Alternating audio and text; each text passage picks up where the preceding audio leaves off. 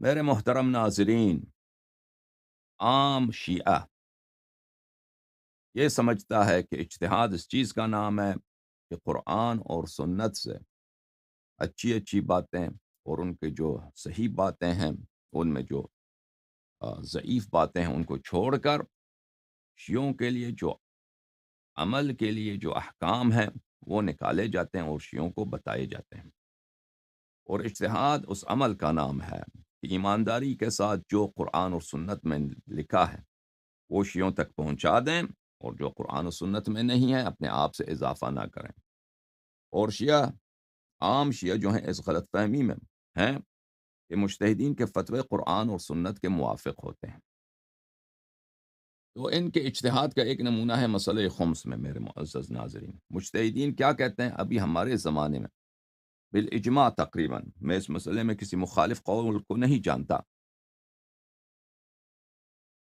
کہ خمس سہم امام علیہ الصلاۃ والسلام یہ مجتہد کو دینا واجب اور ضروری ہے، یا اس کی اذن سے کہیں پہ آپ خرچ کریں، کیونکہ مجتہد نائب امام ہے۔ یہ ان کا فتویٰ ہے، یہ سیستانی کا فتویٰ ہے، یا آیت اللہ خوئی کا فتویٰ ہے، یا آیت اللہ خمینی کا فتویٰ تھا، یا رضا گل پائگانی رحمۃ اللہ علیہ کا فتویٰ تھا، اور بہت سارے مراجع کا، اور میں تقریباً سب کا یہ فتویٰ ہے۔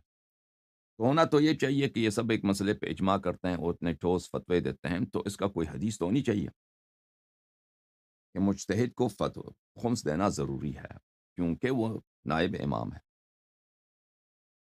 یا اس کو خمس دینا ضروری ہے وہ نائب امام ہے، اس کے لیے حدیث ہونی چاہیے۔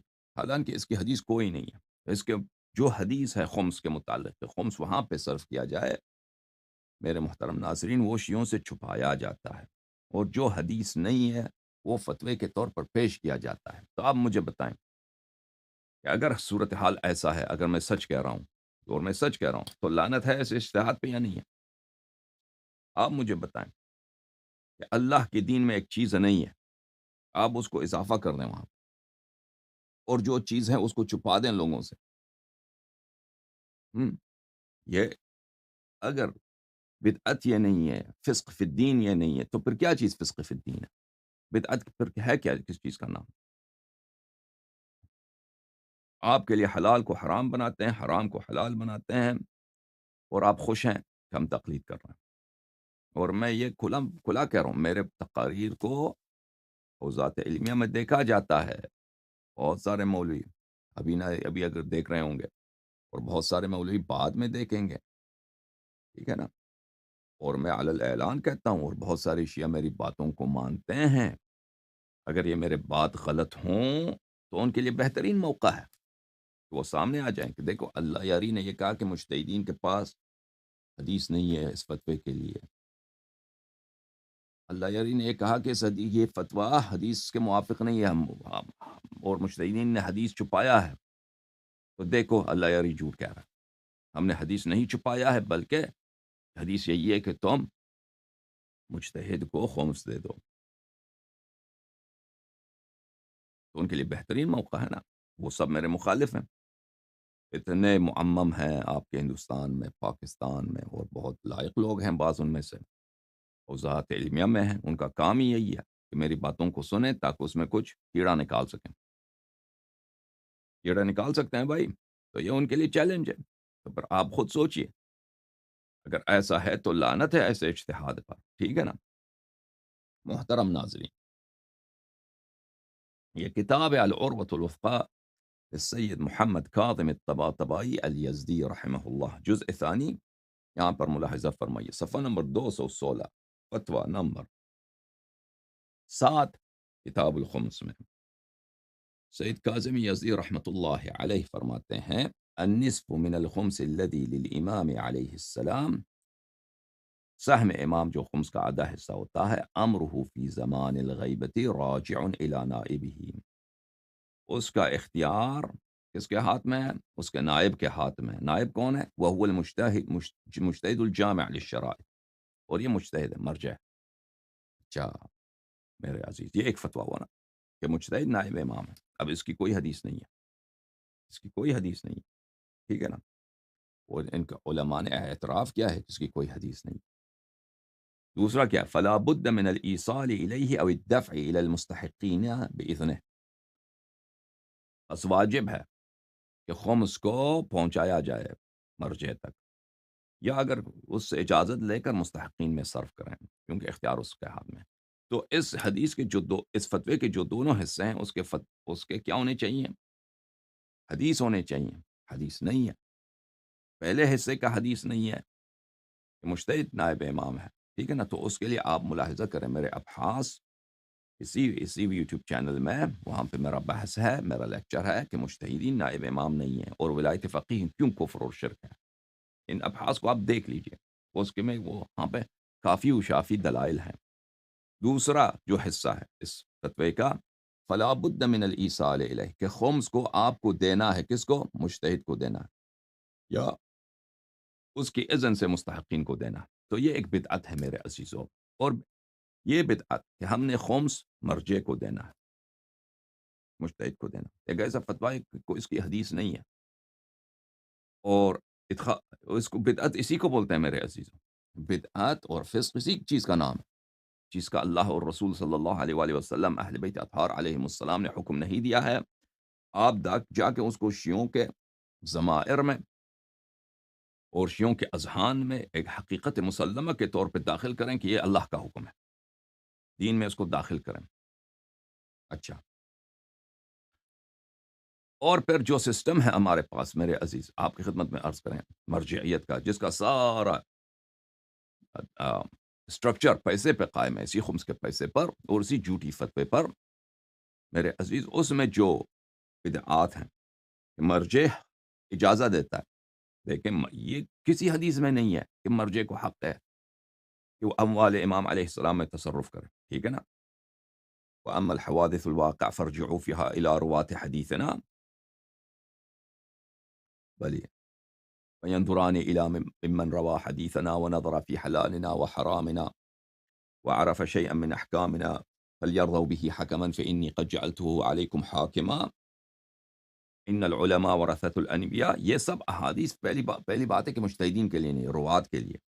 اب مان بھی لیں کہ مجتہدین راوی ہیں، مان بھی لیں نا، تو راوی حدیث کو اموال امام علیہ السلام پہ امامت ولایت نہیں ہے۔ زرارہ کو یا محمد ابن مسلم کو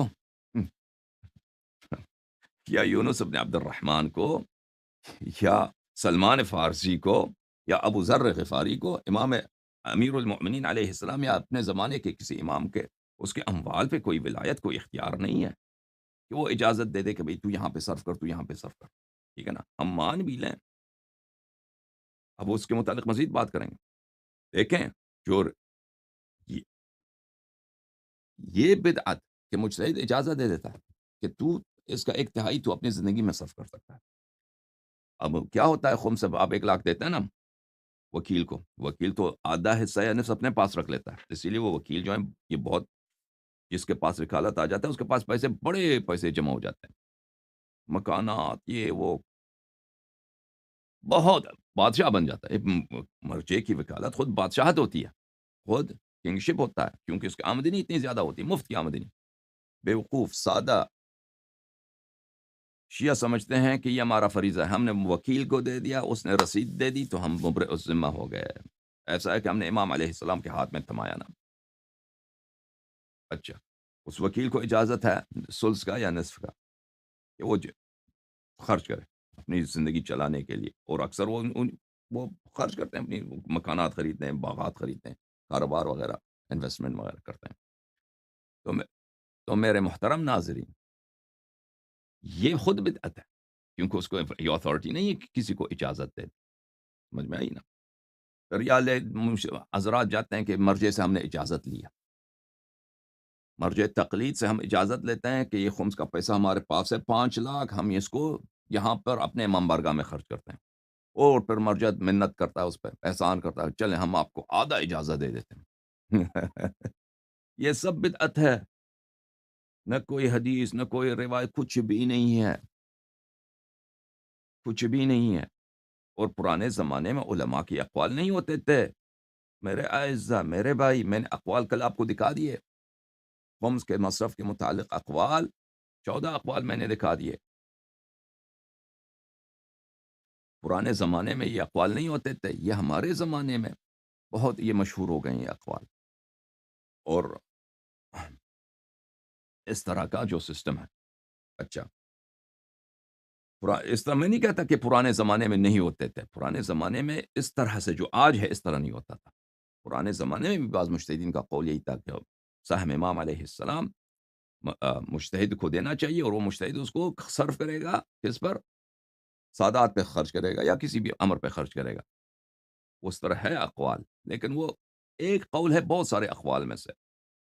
اور جب قدیم جائے نا، 700 سال سے پہلے جائیں، تو پھر اس طرح کا قول ہے تھی نہیں کسی کے پاس کہ مجتہدین کو دیا جائے. اچھا، بہرحال ان کے اقوال ہوں بھی تو حجت نہیں ہوا کرتی. تو اس قول کا دلیل کیا ہے میرے عزیز؟ دلیل کیا ہے؟ مجتہدین تو فتوی دلیل سے دیتے ہیں، یہ تو ہم مانتے ہیں کہ دلیل سے دیتے ہیں، لیکن دلیل ہمیشہ یہ نہیں ہوتا کہ ان کی دلیل قرآن و سنت کے موافق ہو، ہے کہ نہیں؟ دلیل یہ نہیں ہوتا ہمیشہ کہ قرآن و سنت کے موافق ہو.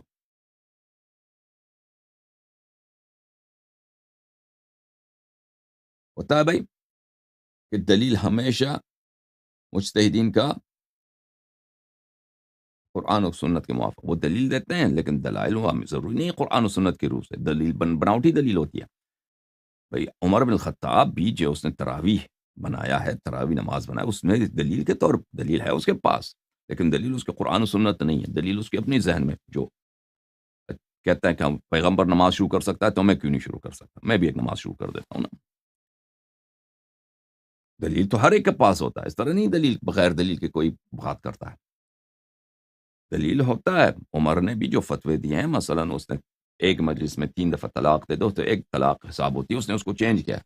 ایک مجلس میں 3 دفعہ طلاق دے دو تو وہ 3 ہی نافذ ہوتی ہے. اس کے پاس دلیل تو ہے، لیکن دلیل اس کا قرآن و سنت نہیں ہے. دلیل اس کی اپنی نفس میں جو بات ہے کہ وہ اپنے آپ کو یہ حق دیتا ہے کہ تشریح کرے. تو یہاں پر ہمارے مجتہدین حضرات نے جو فتوے دیے ہیں، کہ فتویٰ کیا دیا مجتہدین نے کہ بھائی تمہارے لیے واجب ہے، شیعو تمہارے لیے واجب ہے کہ تم خمس ہمیں پہنچا دو. تو اس کی دلیل کیا ہے؟ تو اس کی دلیل یہ ہے عزیزو، دلیل یہ ہے کہ حدیث چھپا لو اور دلیل دے دو. اور وہ دلیل بھی جو دیتے ہیں وہ دلیل بھی پھر چھپا دو. وہ دلیل بھی شیعہ عوام سے چھپا دو، کیونکہ اس دلیل سے بھی ان کا یہ فتویٰ ثابت نہیں ہوتا. سمجھ میں آئی نا بات آپ کو؟ ہاں، مزے کی بات یہ ہے، اس فتوے کے لیے انہوں نے جو دلیل ذکر کی ہے اس میں بھی ان کو جرأت نہیں ہے کہ وہ شیعہ عوام کو وہ دلیل دکھائیں. وہ بھی شیعہ عوام سے چھپا دو، کیونکہ اس دلیل سے بھی ان کا یہ فتویٰ ثابت نہیں ہوتا. کون سا فتویٰ؟ کہ یہ دکاندار ہیں خمس کے، خمس ان کو دینا چاہیے. اب میں یہ جو باتیں کہہ رہا ہوں عزیزوں، میں دلیل کے ساتھ کہہ رہا ہوں. میں آپ کو دکھاؤں گا، احادیث دکھاؤں گا، میں آپ کو اقوال دکھاؤں گا، اور پھر آپ بیٹھ کے روئیں اپنی مذہب پر. آپ بیٹھ کے روئیں شیعوں پر. یہ ہمارے علماء کا ماتم اہل بیت علیہ الصلوۃ والسلام کے ماتم سے کم نہیں ہے، جو انہوں نے ظلم کیا ہے مذہب پر، جو انہوں نے ظلم کیا ہے اس مذہب حق کے ساتھ، تمہارے مراجع نے، تمہارے مجتہدین پر. اس کی مصیبت بہت عظیم ہے.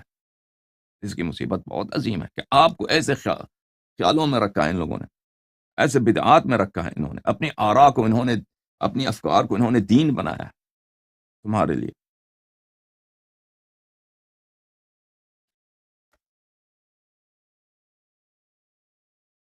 ملاحظہ فرمائیے، کتاب ہے التنقیح میں المستند فی شرح العروہ، مستند آغائے خوئی کی. وہ آغائے خوئی جو ہے نا، میں آپ کو کہہ رہا ہوں یہ ان کا سب کا بکوان ہے. یعنی ان کی دلیل اگر میں نے ذکر کر دی تو وحید خراسانی کا بھی یہی دلیل ہے، سیستانی کی بھی یہی دلیل ہے، شیخ جواد تبریزی کا بھی یہی دلیل ہے، شیخ بشیر نجفی کا بھی یہی دلیل ہے، شیخ اسحاق فیاض کا بھی یہی دلیل ہے. ان سب کا ہو گیا، کیونکہ ان سب کے پاس وہ خمس کے دروس تو نہیں ہیں، خمس کے کتاب ان سب کے پاس تو نہیں ہے. خمس کے دروس کس کے ہیں؟ ان کے استاد کا ہے.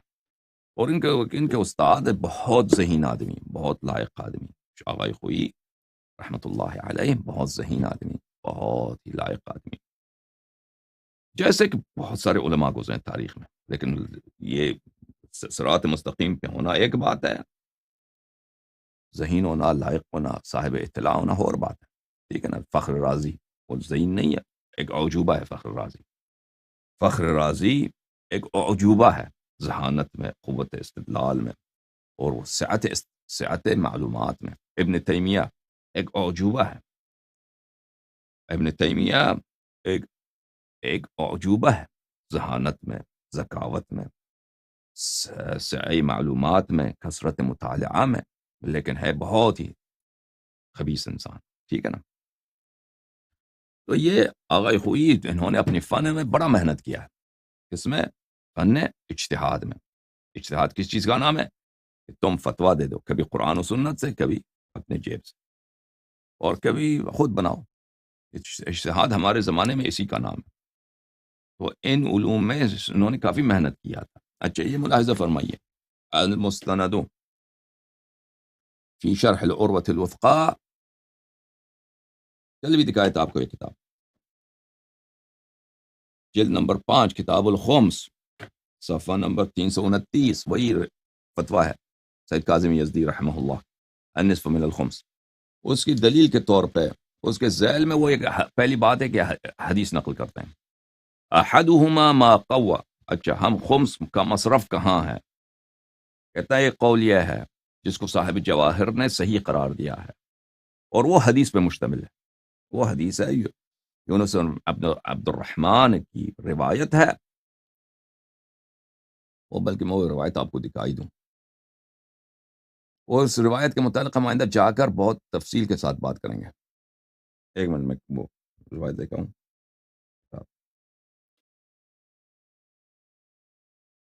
یہ ہے عزیزو، اور اس کے علاوہ بھی بہت سارے احادیث ہیں.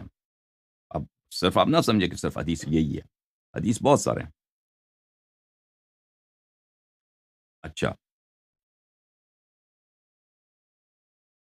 یہ کتاب ہے الفروع من الکافی، جلد نمبر 5. الفروع من عفوا، الفروع من الکافی،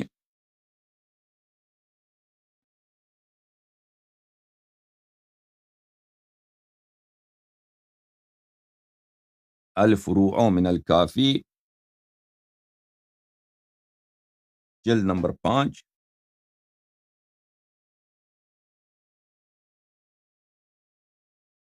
چاپ دار الکتب الاسلامیہ، یہاں پہ کتاب المعیشہ، صفحہ 309 میں. یہاں پہ صفحہ نمبر 309 میں حدیث نمبر 22، یہاں پہ حدیث ہے، یونس بن عبد الرحمن سے، سألت ابا صالح عبدا صالحا، میں نے حضرت باب الحوائج علیہ الصلاۃ والسلام سے دریافت کیا. کیا دریافت کیا؟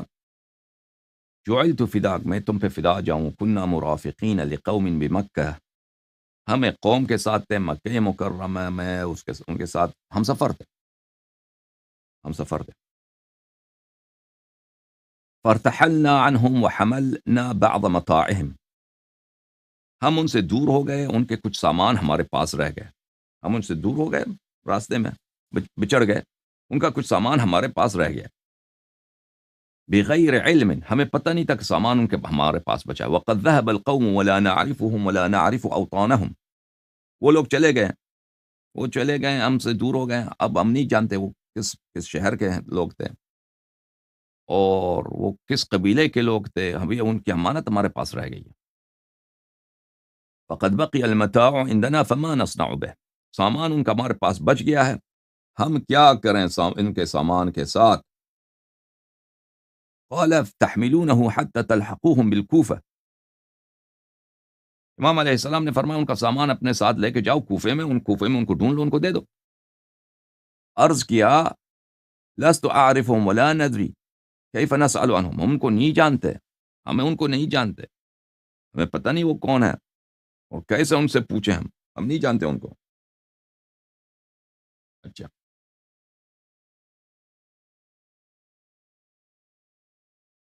اور ہمیں نہیں معلوم کہ کہاں سے ان کا دریافت کریں، کس قبیلے سے پوچھیں، کہاں کے رہنے والے ہیں، پتہ نہیں وہ کہاں کے تھے. ٹھیک ہے نا؟ اچھا، فقال بعه واعط ثمنه اصحابك، امام علیہ السلام نے فرمایا اس کو بیچ دو اور اس کی قیمت جو پیسہ آ جائے اس کو شیعوں میں تقسیم کر دو. قلت جعلت فداک اہل الولایہ فقال نعم اہل الولایہ، فرمایا کہ جی ہاں اہل ولایت. ٹھیک ہے، تو یہ حدیث کیا ہے عزیزو؟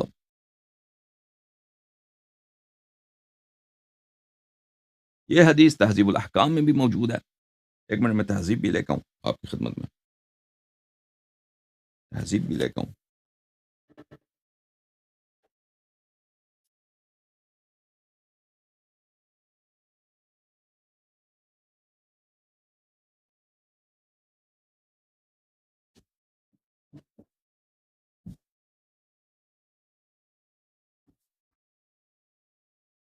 تہذیب الاحکام جلد 6 صفحہ نمبر 395 اس میں ایک اور فقرہ بھی ہے. اس میں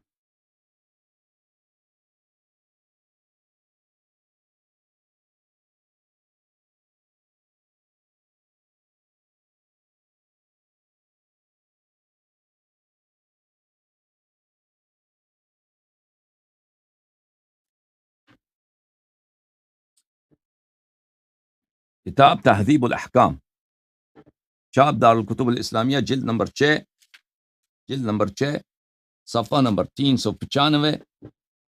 ٹھیک ہے نا، یہ حدیث ملاحظہ فرمائیے. یونس بن عبد الرحمن سے روایت ہے، سئل ابو الحسن الرضا علیہ السلام وانا حاضر، مولا حضرت امام رضا علیہ الصلاۃ والسلام سے پوچھا گیا اور میں حاضر تھا. تو یہ دو مختلف روایتیں، ٹھیک ہے نا.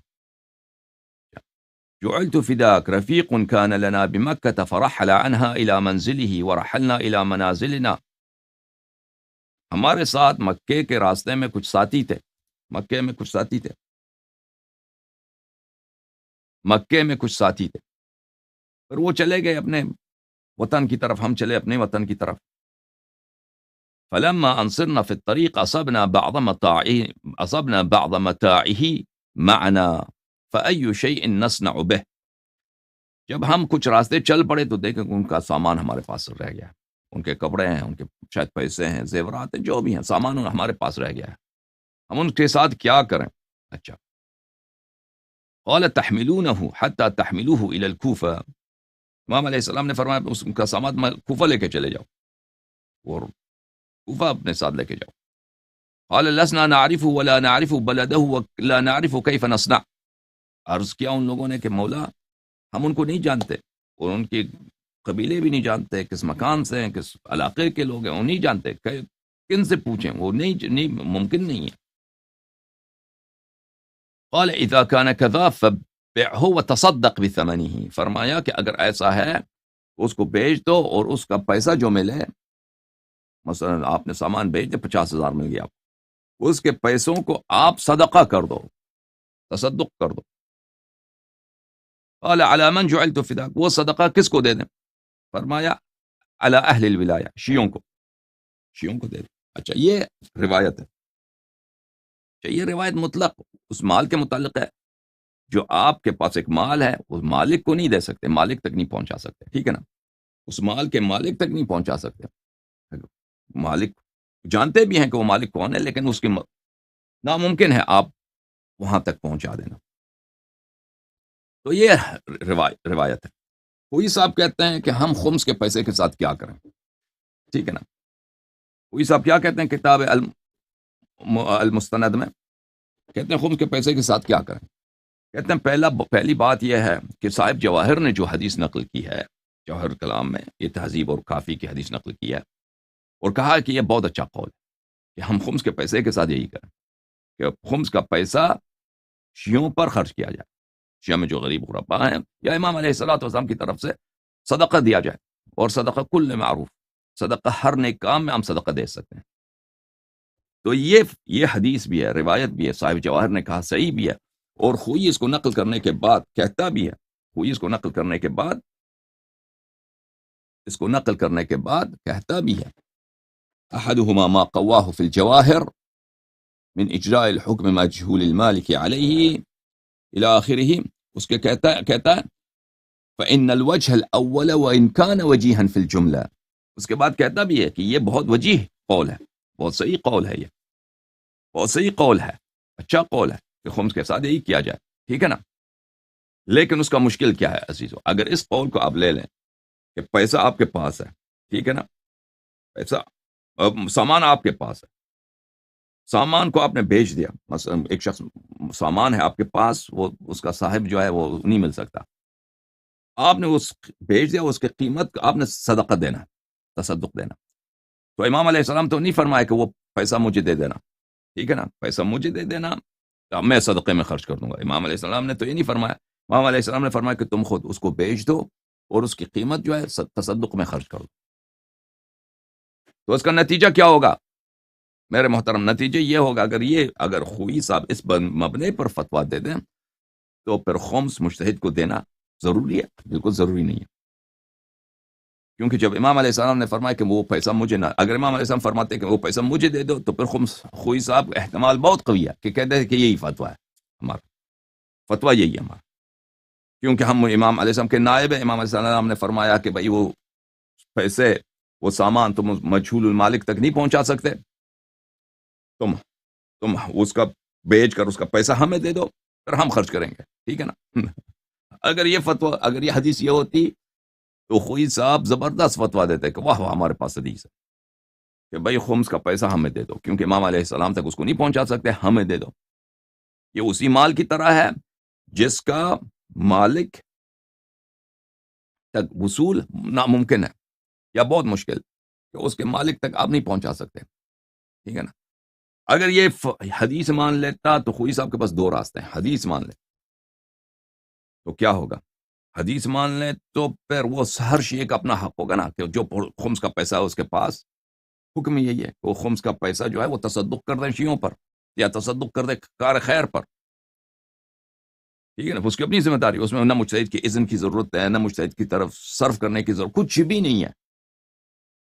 تو اس لیے اس حدیث کو چھپا لو، اور بقیہ اس کے علاوہ اور بھی احادیث ہیں، احادیث اس کے علاوہ اور بھی ہیں، ٹھیک ہے نا. ان احادیث کو چھپا لو اور ایک دوسرا داستان شروع کر دو. دوسرا داستان کیا ہے؟ وہ داستان یہ ہے میرے عزیز، ان يصرف في موارد يحرز فيها رضا الامام علیہ السلام قطعا او اطمینانا. اس کی کوئی حدیث نہیں ہے میرے عزیزوں کہ آپ خمس کے پیسے کو وہاں پہ صرف کر سکتے ہیں جہاں پہ امام علیہ الصلوۃ والسلام کی رضا ہو. کوئی صاحب کیا کہتے ہیں؟ کہتے ہیں کہ خمس کو وہاں پہ خرچ کرتے ہیں جہاں پہ امام علیہ السلام کی رضا ہے، اور ہمیں یقین ہے اور یہاں ہمیں اطمینان ہے، امام علیہ السلام راضی ہیں، یہ امام علیہ السلام کے پیسے ہیں، ہمارے پاس خمس ہے 1,00,000 روپیہ، اس کو وہاں پہ خرچ کرتے ہیں جہاں پہ امام علیہ السلام کی رضا ہے. اب اس کی کوئی حدیث ہے؟ کوئی حدیث نہیں ہے، لیکن کھلی قاعدے کے طور پر ایک بات صحیح ہے کہ اگر میرے پاس پیسے ہیں کسی بھی شخص کے 1,00,000 روپے، میں اس تک نہیں پہنچا سکتا، لیکن وہ مجھے پتا ہے کہ وہ راضی ہے، وہ خوش ہے، وہ بہت خوش ہو جائے گا کہ میں فلان جگہ پہ خرچ کروں، میں اس کو نہیں پہنچا سکتا، میں یہاں پہ خرچ کر دیتا ہوں، ٹھیک ہے، میں اسی مورد پہ خرچ کر دیتا ہوں. یہ بات صحیح ہے، یہ قاعدے کے طور پر. تو ہم حدیث کو بھی اگر مانتے ہیں تو کس لیے مانتے ہیں؟ کہ حدیث امام علیہ السلام کی رضا سے، رضا کو ڈسکلوز کرتا ہے، اور امام علیہ الصلوۃ والسلام کے جو، اور اللہ تعالیٰ کا جو رضا ہے اس کو ڈسکلوز کرتا ہے، ہمارے اس کو منکشف کر دیتا ہے. لیکن بات یہاں پر ہے کہ کیا امام علیہ السلام نے کبھی کہا ہے کہ تم اپنے اندازے سے ہماری رضا کو، اپنی رائے سے، اپنی فکر سے ہماری رضا کا تم اندازہ لگا سکتے ہو؟ تم اندازہ لگا سکتے ہو کہ رضا کہاں ہے، ٹھیک ہے نا. اب خوئی صاحب کے استدلال دیکھیں. استدلال یہ ہے کہ ہم خمس کے پیسے کو کہاں خرچ کرنا چاہیے؟ امام علیہ الصلوۃ والسلام کی رضا کے موارد پر. اب اس کی طرف مزید بات کریں گے، لیکن اسی بات کو بھی وہ عوام سے چھپا لیتے ہیں نا. خوئی کا بھی یہ استدلال ہے، سیستانی کا بھی یہ استدلال ہے، شیخ مرزا جواد تبریزی کا بھی یہ استدلال ہے، سب کا، یہ ان سب کا، کہ خمس کا پیسہ صرف کریں گے جہاں پہ امام علیہ السلام کا رضا ہے، ہمیں علم ہے اس کے رضا کا. اچھا، یہ علم ان امام علیہ السلام کے رضا کا علم کسی کو ہو سکتا ہے یا نہیں ہو سکتا، اس کے بحث کو بھی چھوڑتے ہیں، اور وہ مورد جہاں پہ موضوعات جہاں پہ امام علیہ السلام کی رضا ہے، وہاں پہ مجتہد کی رائے کی کیا حجیت ہے ان موضوعات پر، اس کو بھی چھوڑتے ہیں. لیکن اسی کو بھی عوام سے چھپاتے ہیں، اسی کو بھی عوام کو نہیں بتاتے، ٹھیک ہے نا. فتویٰ کیا ہے؟ فتویٰ یہ ہے کہ خمس وہ آپ پہ واجب ہے کہ کس کو دے دیں؟ مجتہد کو دے دیں، مرجع کو دے دیں، اور جو مرجع عالم جس کی تقلید کرتے ہیں اس کو آپ دے دیں۔ استدلال آپ کی کچھ اور ہے خوئی صاحب، سیستانی صاحب، استدلال آپ کی کچھ اور ہے۔ استدلال آپ کی یہ ہے کہ ہم امام علیہ الصلوۃ والسلام کے رضا کے موارد میں صرف کریں، تو اس کا کیا تعلق؟ اس کا کیا تعلق کہ ہم اس کو خمس کو مجتہد کو دے دیں؟ مجتہد کو دیں، ان دونوں میں کوئی تلازم نہیں ہے۔ اگر آپ کہتے ہیں کہ مجتہد بہتر جانتا ہے امام علیہ الصلوۃ والسلام کے رضا کے موارد کو، تو اس کا جواب یہ ہے میرے عزیزو کہ وہ احکام کلیہ کو اگر ہم مان بھی لینا کہ اجتہاد ایک صحیح چیز ہے، ان سب باتوں کا الگ چھوڑ دیں کہ مجتہد کو ہم سمجھیں کہ احکام کو سمجھتے ہیں، اس فرضیے کو تسلیم کریں، تو وہ احکام کلیہ کو بہتر سمجھتا ہے۔ اما موارد کو، موضوعات خارجیہ کو، وہ کہاں سے بہتر سمجھتا ہے؟ مجتہد کلی طور پہ فتویٰ دے سکتا ہے کہ بھائی دیکھو آپ پہ واجب ہے کہ خمس کو صرف کریں، موارد رضا امام علیہ السلام، موارد رضا امام علیہ السلام کیا ہے؟ اگر اس کے پاس حدیث ہے، مثلا یتیم خانے، اگر اس کے فقیر سادات، موارد رضا امام علیہ السلام کیا ہے؟ موارد رضا امام علیہ السلام مثلا حوزہ علمیہ ہے، فرض کریں حوزہ علمیہ، مدارس دینیہ، لیکن وہ مدارس دینیہ جو ان صفات کے ساتھ ہو، ٹھیک ہے نا، لیکن یہ مثلا یہ یتیم خانہ جو اس محلے میں ہے، یہ واقعاً یہ یتیم خانہ بہتر ہے یا وہ یتیم خانہ بہتر ہے؟ اس میں کہاں مجتہد کا، یا یہ جو مکان ہے یہ واقعاً یتیم خانہ ہے یا نہیں ہے؟ یہ مکان جو ہے یہ واقعاً حوزہ علمیہ مدرسہ دینیہ ہے یا نہیں؟ اس میں مجتہد کی رائے کی حجیت کہاں سے آ گئی؟ موضوعات خارجیہ میں تو مجتہد کی رائے کی حجت نہیں ہوتی۔ جیسے میں نے آپ کو کل مثال دی، یہ پانی ہے بھائی، مجتہد لاکھ فتویٰ دے دے کہ یہ پانی نہیں، یہ شراب ہے، یہ اس کی حجیت ہے ہی نہیں، اس کی پرواہ ہی نہیں ہمیں، ہم تو اس کو پیئیں گے پانی کے طور پہ کیونکہ ہمیں پتہ ہے یہ پانی ہے، ٹھیک ہے نا۔ مجتہد لاکھ کہہ دے کہ یہ یتیم خانہ ہے، لیکن ہمارے محلے کے لوگ جانتے ہیں کہ یہ یتیم خانہ نہیں ہے، یہاں پہ فراڈ ہے، ٹھیک ہے نا۔ تو وہ مجتہد کی رائے سے حجت نہیں بنتی موضوعات خارجیہ میں۔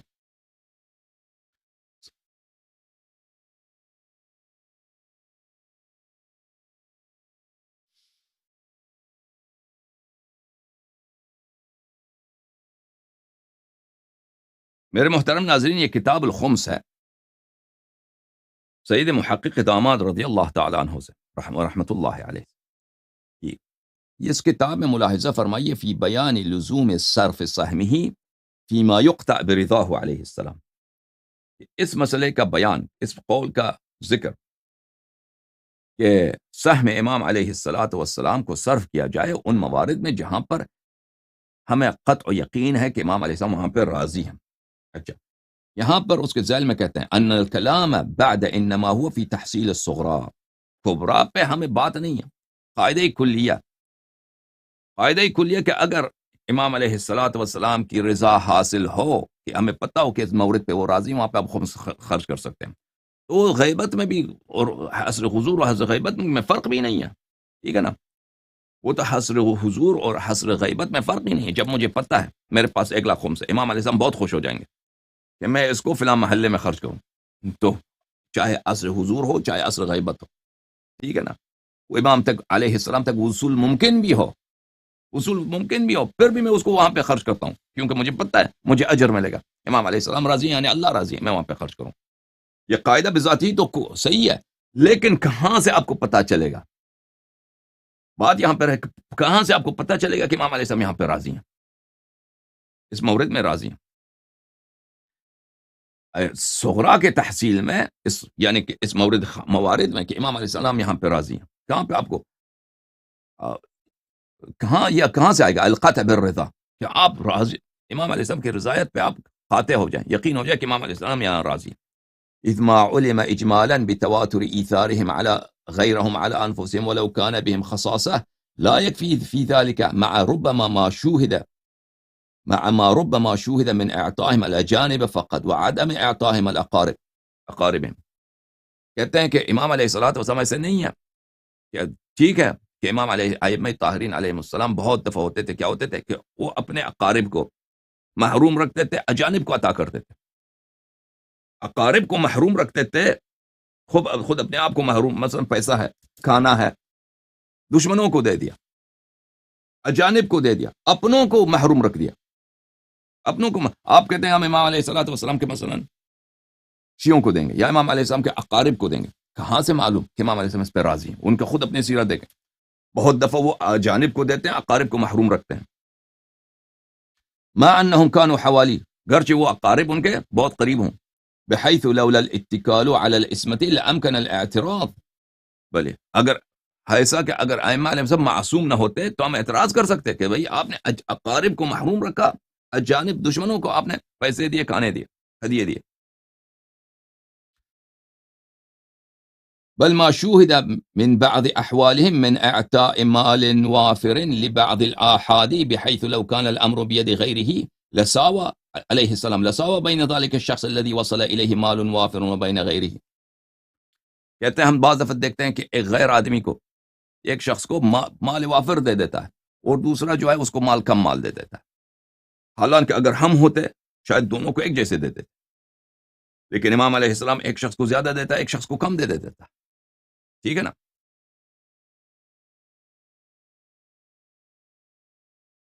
مع أن المصالح والمفاسد اللتين توجب القطع بالرضا مختلفة بحسب الأنظار والآراء مع شركة الأغراض الشخصية فينا، فمن أين يحصل القطع برضاه عليه السلام؟ اور یہ کہ امام علیہ الصلوۃ والسلام کس چیز سے پیسے کہاں خرچ کیے جائیں، وہ امام علیہ السلام راضی ہوں گے؟ اگر حدیث ہے تو ٹھیک ہے، لیکن بات یہاں پہ اور بغیر کسی حدیث کے، بغیر کسی روایت کے ہم بیٹھے بیٹھے ہم کہتے ہیں کہ امام علیہ السلام فلان سے چیز سے راضی ہیں، ٹھیک ہے نا؟ اگر نص ہے تو ٹھیک ہے، اگر نص نہیں ہے، نص کے بغیر، حدیث کے بغیر اب کیسے قطع پیدا کر سکتے ہیں؟ کیسے یقین پیدا کر سکتے ہیں کہ امام علیہ الصلوۃ والسلام فلان جگہ پہ ہم پیسہ خرچ کریں وہاں امام علیہ السلام راضی ہوں گے؟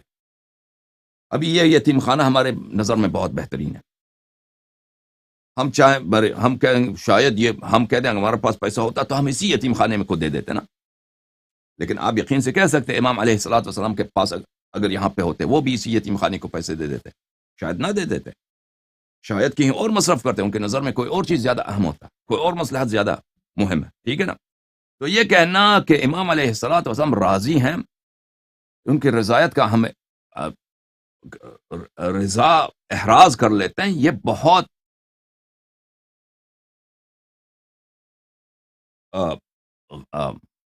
بڑی بات ہے۔ پھر دوسری بات یہ ہے، وہ کہتے ہیں کہ اور جیسے میں نے کل آپ کو بتا دیا کہ اب مان بھی لیتے ہیں، اب مان بھی لیتے ہیں کہ ہم امام علیہ السلام کا رضا پہ یقین کر سکتے ہیں کہ کس مورد میں امام علیہ السلام راضی ہیں، تو ٹھیک ہے، تو یہاں پہ مجتہد کی کیا ویلیو ہے؟ ٹھیک ہے، یہاں پہ تو خود مکلف، خود صاحب مال، اس کا علم، اس کا یقین، وہ حجت ہے، وہ حجت ہے، کیونکہ موضوعات خارجیہ میں مجتہدین کے آراء حجت نہیں ہوا کرتی۔ سمجھ میں آئی نا بات آپ کو؟ کہ اگر مجتہد یہ کہہ دے کہ بھائی امام علیہ الصلوۃ والسلام کے نزدیک یہ یتیم خانہ یا یہ مثلا حسینیہ، یہ ان کے مورد رضا ہے، یہاں پہ خرچ کرو، مجھے یقین نہیں آ رہا نا وہ اس کی بات کہ یہ یتیم خانہ بہترین موقع ہے، یہ ایک مشورے کے طور پر کہ اگر آپ کو یقین آ جائے تو اس کی بات مان لیں، اگر یقین نہ آ جائے بات نہ مانیں، اس کی یہی ویلیو ہے، اس میں کوئی حجت شرعیہ تو نہیں ہے کہ مجتہد کے باتیں جو ہیں موضوعات خارجیہ میں یہ حجت ہوا کرتی ہیں، ٹھیک ہے نا؟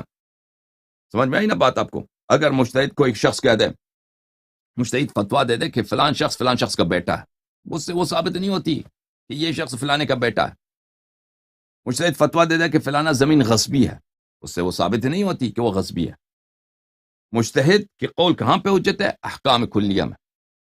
مجتہد یہ کہہ دے کہ اگر کوئی شخص کسی زمین پہ قبضہ کرے ناجائز بغیر قیمت ادا کیے تو وہ غصب ہوتی ہے، یہ اس کا فتویٰ حجت ہوتی ہے اگر ہم اجتہاد و تقلید کو مان لیں تو۔ لیکن اگر مجتہد آ کے کہہ دے کہ یہ زمین خاص و زمین غصبی ہے تو یہ حجت ہوتی ہی نہیں ہے، ٹھیک ہے نا؟ تو وہ فرماتے ہیں جیسے میں نے کل آپ کو دکھایا، فلو صرف المکلف فيما يقطع فيه الفقيه برضاه وهو شاك فيه لا يجزي، اگر اس مبنا کے طور پر اس مبنا کے طور پر میرے عزیزو خوب ملاحظہ کرو کہ فقیہ کہتا ہے یہ مورد امام علیہ الصلوۃ والسلام کی رضا کے موارد میں سے ہے. خمس میں یہاں آپ کا خمس میں یہاں پہ خرچ کرتا ہوں، میں مکلف میں ہوں، صاحب مال میں ہوں، مجھے یقین نہیں ہے، مجھے شک ہے، محرز نہیں ہے میرے لیے کہ امام علیہ الصلوۃ والسلام اس سے راضی ہیں. تو یہاں پہ کیسے مجزی ہو سکتا ہے؟ کیسے مجزی ہو سکتا ہے؟ ٹھیک ہے نا؟ کیونکہ اس صورت میں یہ تو نہیں کہ مجتہد کو یہاں پہ ولایت حاصل ہے. ولایت تو کوئی نہیں ہے. مجھ پہ لازم ہے کہ میں اس پیسے کو خرچ کروں کہاں پر؟ جن موارد میں امام علیہ السلام کی رضا ہے میں خرچ کروں. اب میں فرض کریں میں کسی کو مجتہد کو وکیل بناتا ہوں کہ تو صرف کر ان موارد میں جن میں امام علیہ السلام کی رضا شامل ہے. اب مجھے پتہ چل گیا کہ اس نے یتیم خانے میں یا حوزے میں یا مدرسے میں خرچ کیا. اب مجھے یقین نہیں ہے کہ امام علیہ السلام راضی ہیں یا نہیں. تو کہاں سے براءت ذمہ کہاں سے آئے گا؟ براءت ذمہ کہاں سے آئے گا؟ کوئی براءت ذمہ نہیں ہے.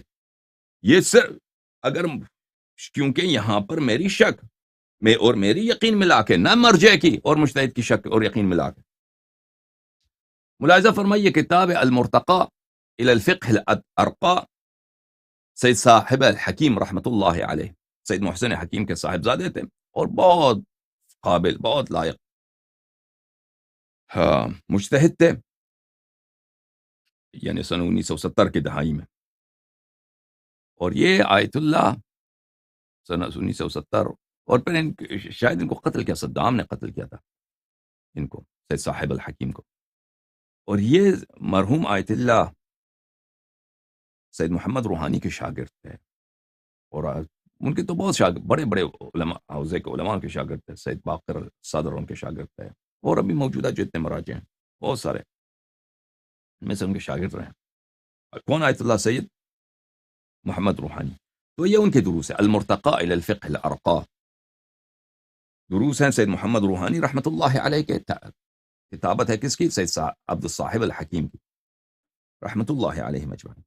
یہاں پہ ملاحظہ فرمائیے صفحہ نمبر 199 میں،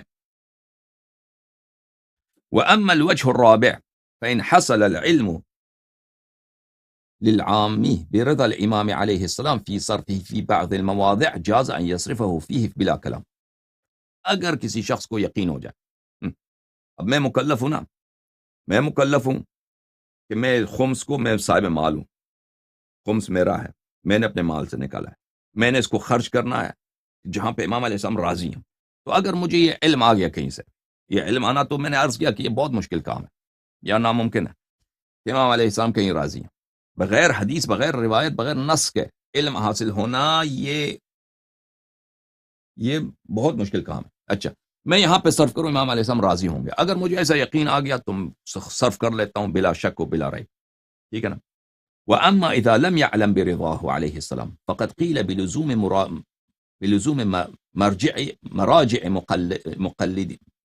بِلُزُومِ مراجعة مقلده وهو غير السديد. اب مجھے اگر علم نہیں ہے، بات بہت زبردست کی ہے انہوں نے. دیکھیں میں نے کہاں پہ خرچ کرنا ہے؟ ان موارد میں کہ امام علیہ السلام کی رضا ہے. اب میں ان موارد میں خرچ کرتا ہوں، اگر مجھے یقین ہو گیا کہ یہ مورد امام علیہ السلام راضی ہیں تو خرچ کیا. اگر مجھے یقین نہیں آیا، میں شک میں ہوں، تو کیا کہتے ہیں علماء کہتے ہیں کہ مرجع سے رجوع کرو. مرجع آپ کو بتائے گا کہ امام علیہ الصلوۃ والسلام کن موارد سے راضی ہیں. فرماتے ہیں ہوا غیر السدید. مرجع کی طرف اس مسئلے میں رجوع کرنا بہت باطل بات ہے، باطل ہے. کیوں؟ وَذَلِكَ إِنَّ الْعِلْمَ بِالرِّضَا وَعَدَمِهِ أَمْرٌ مَوْضُوعِيٌّ وَشُبْهَةٌ مِصْدَاقِيَّةٌ. کیونکہ کس مورد پہ امام علیہ السلام راضی ہیں، کس مورد پہ راضی نہیں ہیں، یہ امور کلیہ میں سے نہیں ہے جن میں تقلید ہوتی ہے.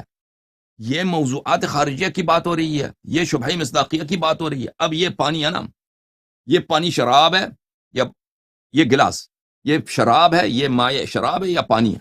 میں مرجع کی طرف اس میں مراجعہ کرنے کی کوئی گنجائش ہی نہیں ہے کہ میں مرجع تقلید سے مراجعہ کرتا ہوں کہ آپ بتائیے کہ اس گلاس میں جو مائع ہے یہ شراب ہے یا سرکہ ہے یا پانی ہے. ٹھیک ہے نا؟ یہ موضوعات خارجیہ ہیں. یہ مکان کس کی ملکیت ہے؟ یہ مکان زید کی ملکیت یا عمر کی ملکیت ہے؟ ہم استفتاء کریں، فتویٰ دے دو. مرجع کا کام ہی نہیں ہے. مرجع کا اگر فتویٰ دے بھی دے تو اس کی بیوقوفی ہے. یہ اس کی بیوقوفی ہے، وہ اس کا کلام اس میں حجت ہے ہی نہیں.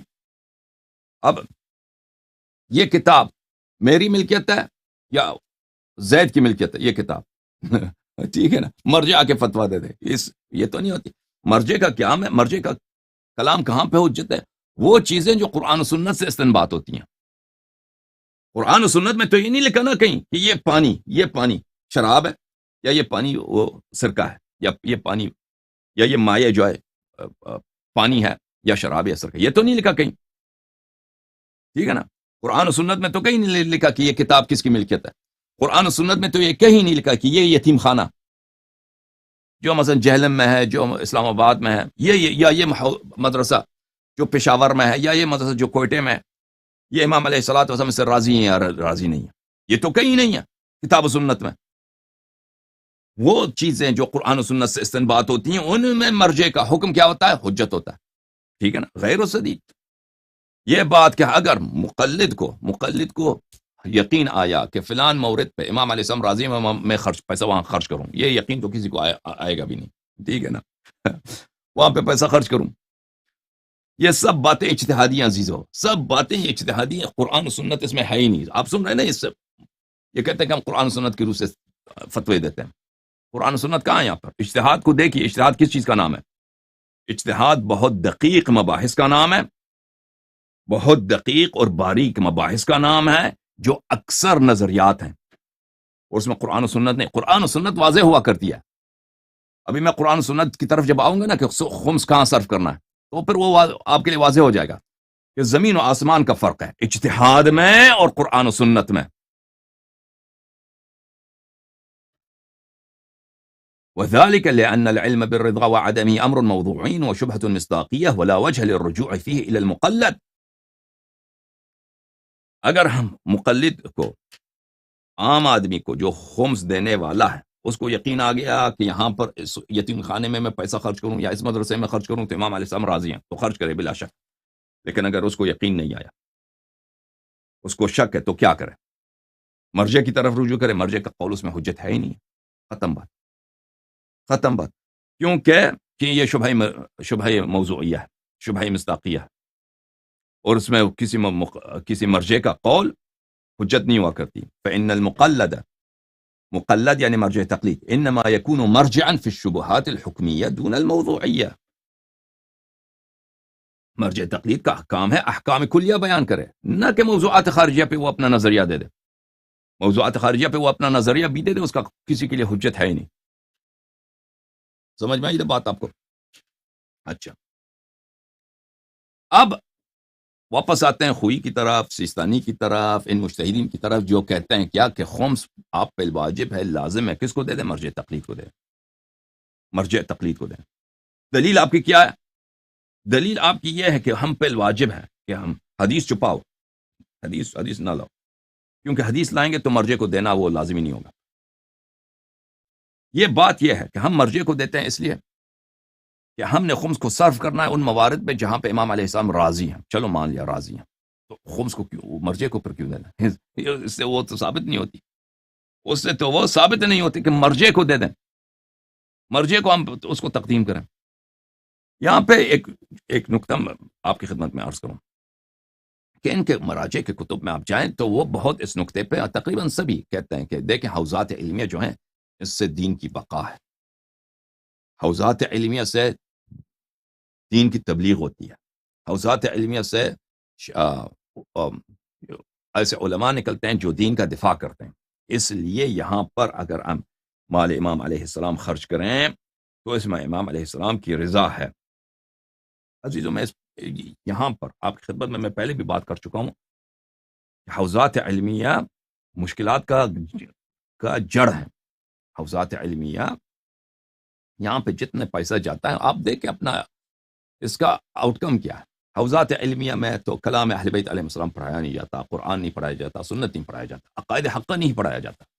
وہاں پہ کفریات پڑھائے جاتے ہیں، اور وہاں پہ ہمارے قوم کے اور شیعہ قوم کے جو بہترین نوجوان ہوتے ہیں، جو مخلص ہوتے ہیں، جو دین کی خدمت کرنا چاہتے ہیں، جو مذہبی گرانوں سے تعلق رکھتے ہیں، اور وہ اسی امید کے ساتھ، اسی جذبے کے ساتھ کہ ہم جاتے ہیں، قم جاتے ہیں یا نجف اشرف جائیں گے وہاں پہ دین سیکھیں گے اور دین کو ہم شیعوں تک پہنچائیں گے اور دین کی دفاع کریں گے. ان کی نیت یہی ہوتی ہے اکثر کی، شاید ان میں کوئی غلط لوگ بھی ہوں لیکن اکثریت کی نیت یہی ہوتی ہے.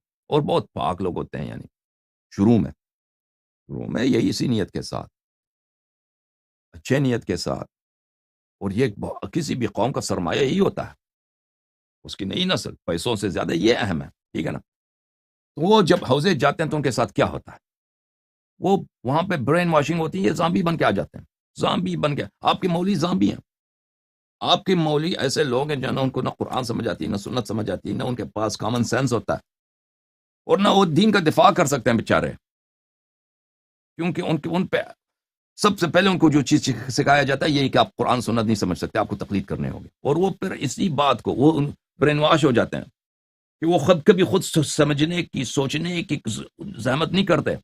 کہتے ہیں یہ اتنے مشکل مباحث ہیں، ہمیں تو سمجھ ہی نہیں آ سکتی، یہ تو بہت مشکل ہے، یہ تو صرف 40 سال 50 سال جس نے حوزے میں 70 سال، وہ تو ہم کر نہیں سکتے. ٹھیک ہے نا، حوزے میں گزارے خوئی کی طرح وہ 70 سال حوزے میں لگا دے، اسی ثانی کی طرح 50 سال حوزے میں لگا دے، وحید خراسانی کی طرح 60 سال سے ادھر سے خارج پڑھا رہا ہے. ان کو سمجھ، ہمیں تو سمجھ نہیں آ سکتی. تو کیونکہ ہمیں سمجھ نہیں آ سکتی، وہ جو کہہ رہے ہیں وہ ان کو سمجھ آئی، وہ سب صحیح ہے، لذا وہ جو کہتے ہیں وہ صحیح ہے. پھر یہ آ جاتے ہیں قوم میں، پھر اندھا بالکل نابینے کے طور پر دفاع کرتے ہیں. مراجع جو کہتے ہیں صحیح، مراجع کہتے ہیں، مراجع قوم کا سرمایہ، مراجع نے شیعہ بچایا، مراجع نے تشیع کو بچایا، حوزے نے تشیع کو بچایا، ہم نے اسرائیل کے ساتھ لڑنا ہے. اور جو بھی ہے وہاں سے پیچھے سے جو آرڈر آتا ہے نا، جو پروگرامنگ ہوتی ہے روباٹ کی طرح بالکل روباٹ کی طرح، ان کو اپنے آپ سے کچھ بھی نہیں ہے، وہ آ کے دین کے دفاع کرنا چاہتے ہیں.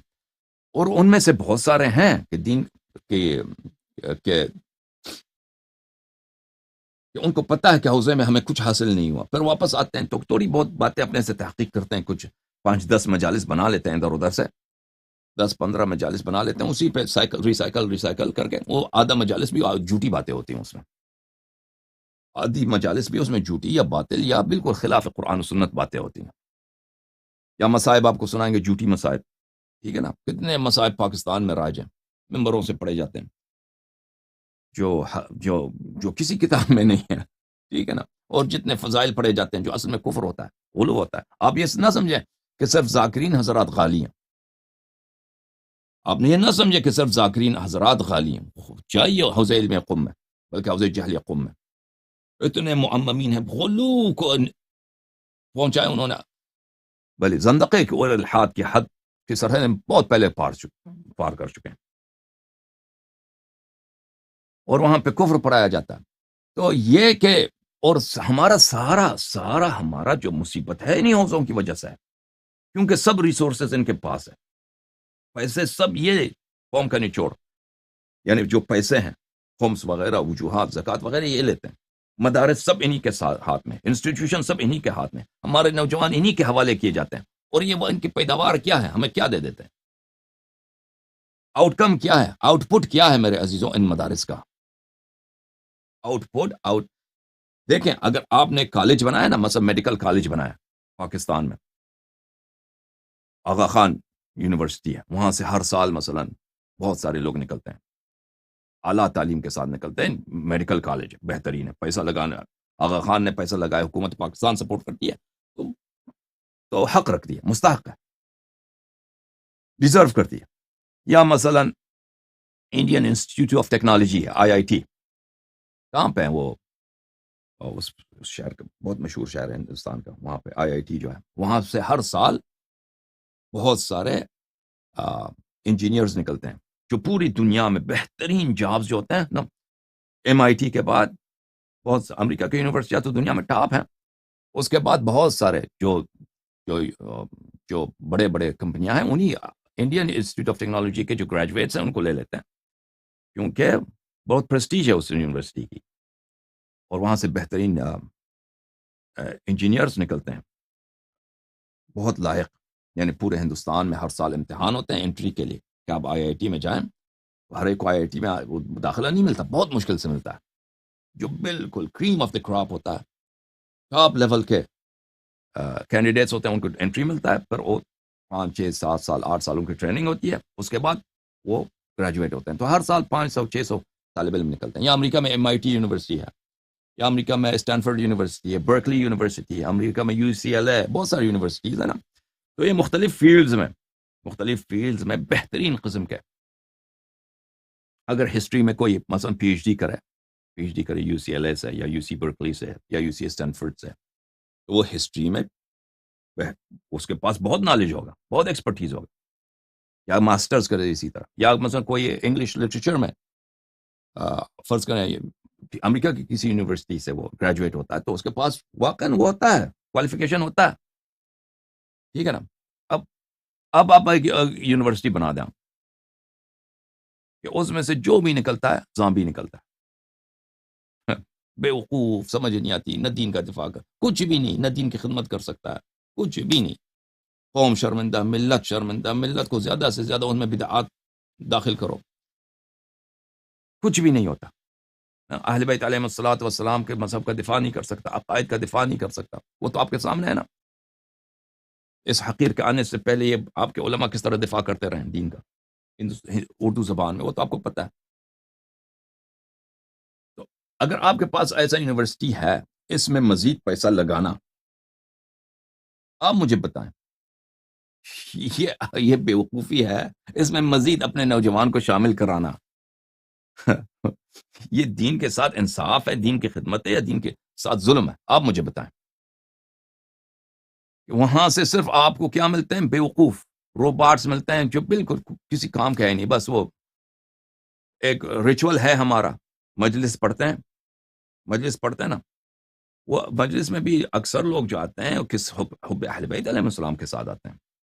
اور مجالس میں کیونکہ ہمارے یہ جو طالب علم قم نجف وغیرہ سے آتے ہیں, تو یہ سب ایک طرح کے تو نہیں ہوتے نا, بعض دفعہ تو بہت ہی ان کی ذہنیات, ان کے افکار بہت کفرآمیز ہوتے ہیں, لیکن بعض ہوتے ہیں کہ ابھی پورے کافر نہیں ہوئے وہ, اس لیے وہ ان کے دل میں اہل بیت علیہ السلام کی محبت ہے. وہ اپنی محنت سے کچھ 5-10 مجالس انہوں نے تیار کیے ہیں جو آپ کو سناتے ہیں. یہ حوزے کے پیداوار نہیں ہے, یعنی یہ مجالس جو آپ کو اچھے ملتے ہیں ہندوستان پاکستان میں. مثلا طالب جوہری صاحب تھے, مجلس پڑھتے تھے نا, اچھے مجلس پڑھتے تھے, تحقیقی مجلس پڑھتے تھے. ان کے مجالس میں بھی گڑبڑ بہت تھا, ایسی بات نہیں کہ ان کی سب باتیں صحیح ہوں, لیکن تحقیقی باتیں کر, وہ اس لیے نہیں تھا کہ وہ حوزے سے وہ مطالب حوزے سے انہوں نے ان کو ملا تھا. انہوں نے ان کی اپنی تحقیق تھی, ان کی اپنی محنت تھی, ٹھیک ہے نا. تو یہ مجالس, ان کا آؤٹ پٹ کیا ہے میرے عزیزو, ہمارے علماء کا ان کا آؤٹ پٹ یہ ہے مجالس, تقریرات. یہ ان مجالس میں جو آپ کو اچھا مواد ملتا ہے وہ حوزے کی وجہ سے نہیں ہے, ان کی اپنی, کیونکہ ان کو پتہ ہے کہ ہم 10 سال میں گئے حوزے میں, ہم نے ادھر تو کچھ سیکھا نہیں, جو باتیں ہم نے سیکھی ہیں وہ قوم اور معاشرے کے میں اس کا کوئی فائدہ تو ہے نہیں.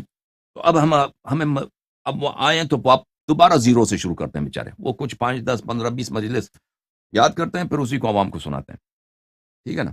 تو کہنے کا مقصد یہ ہے کہ یہ کہنا کہ یہ حوزات یہ دین کی دفاع کرتی ہیں, بالکل دین کا دفاع نہیں کرتے حوزے. میں آپ کی خدمت میں بار بار عرض کر چکا ہوں, یہ جماعت عمریہ کا مذہب بچا ہی ہے ہمارے مراجع کی وجہ سے, ہمارے حوزوں کی وجہ سے. جماعت عمریہ کے پاس کوئی ڈیفنس نہیں ہے, جماعت عمریہ کے پاس ڈیفنس نہیں ہے. ان کا ڈیفینڈر کون ہے؟ ان کا ڈیفینڈر خامنہئی علی سیستانی حوزہ علمیہ ہے, کہ وہ آپ کے نوجوانوں کو اپنی یعنی ہمارے علماء کو, ہمارے دینی طالب علموں کو, یہ لوگ اہل بیت علیہ الصلوۃ والسلام کے معارف سے محروم رکھتے ہیں, اور یہ اپنے مذہب کے دفاع سے قاصر رہتے ہیں, اور یہ بہترین ڈیفنس ہے. ڈیفنس ہے کن کے لیے؟ جماعت عمریہ کے نزدیک کے لیے. مثلا اگر 2 کرکٹ ٹیم کا میچ ہو رہا ہے نا, آپ ایک کرکٹ ٹیم سب کو شل کر دیں, ٹھیک ہے نا. دوسرا سامنے والا کرکٹ ٹیم کھیلنا نہیں آتا, جماعت عمریہ کی ٹیم کو کھیلنا نہیں آتا. اگر ہماری ٹیم اچھی طرح سے کھیلے نا, وہ سب کو بول کر دیں گے, سب کو رن آؤٹ کر دیں گے. لیکن ہم ایسا کام کرتے ہیں نا ہمارے مہاراجے کہ ہماری ٹیم کو بالکل شل کر دو, کہ نہ بیٹنگ کر سکے نہ بالنگ کر سکے. تو یہ حالت کر دی انہوں نے, اور یہ کون کر رہا ہے؟ حوزہ علم. اس کے علاوہ آپ کی خدمت میں نے عرض کیا, آپ کی خدمت میں پچھلے 46 سال سے جو شیعوں کا قتل عام ہو رہا ہے پاکستان میں اور مختلف ملکوں میں.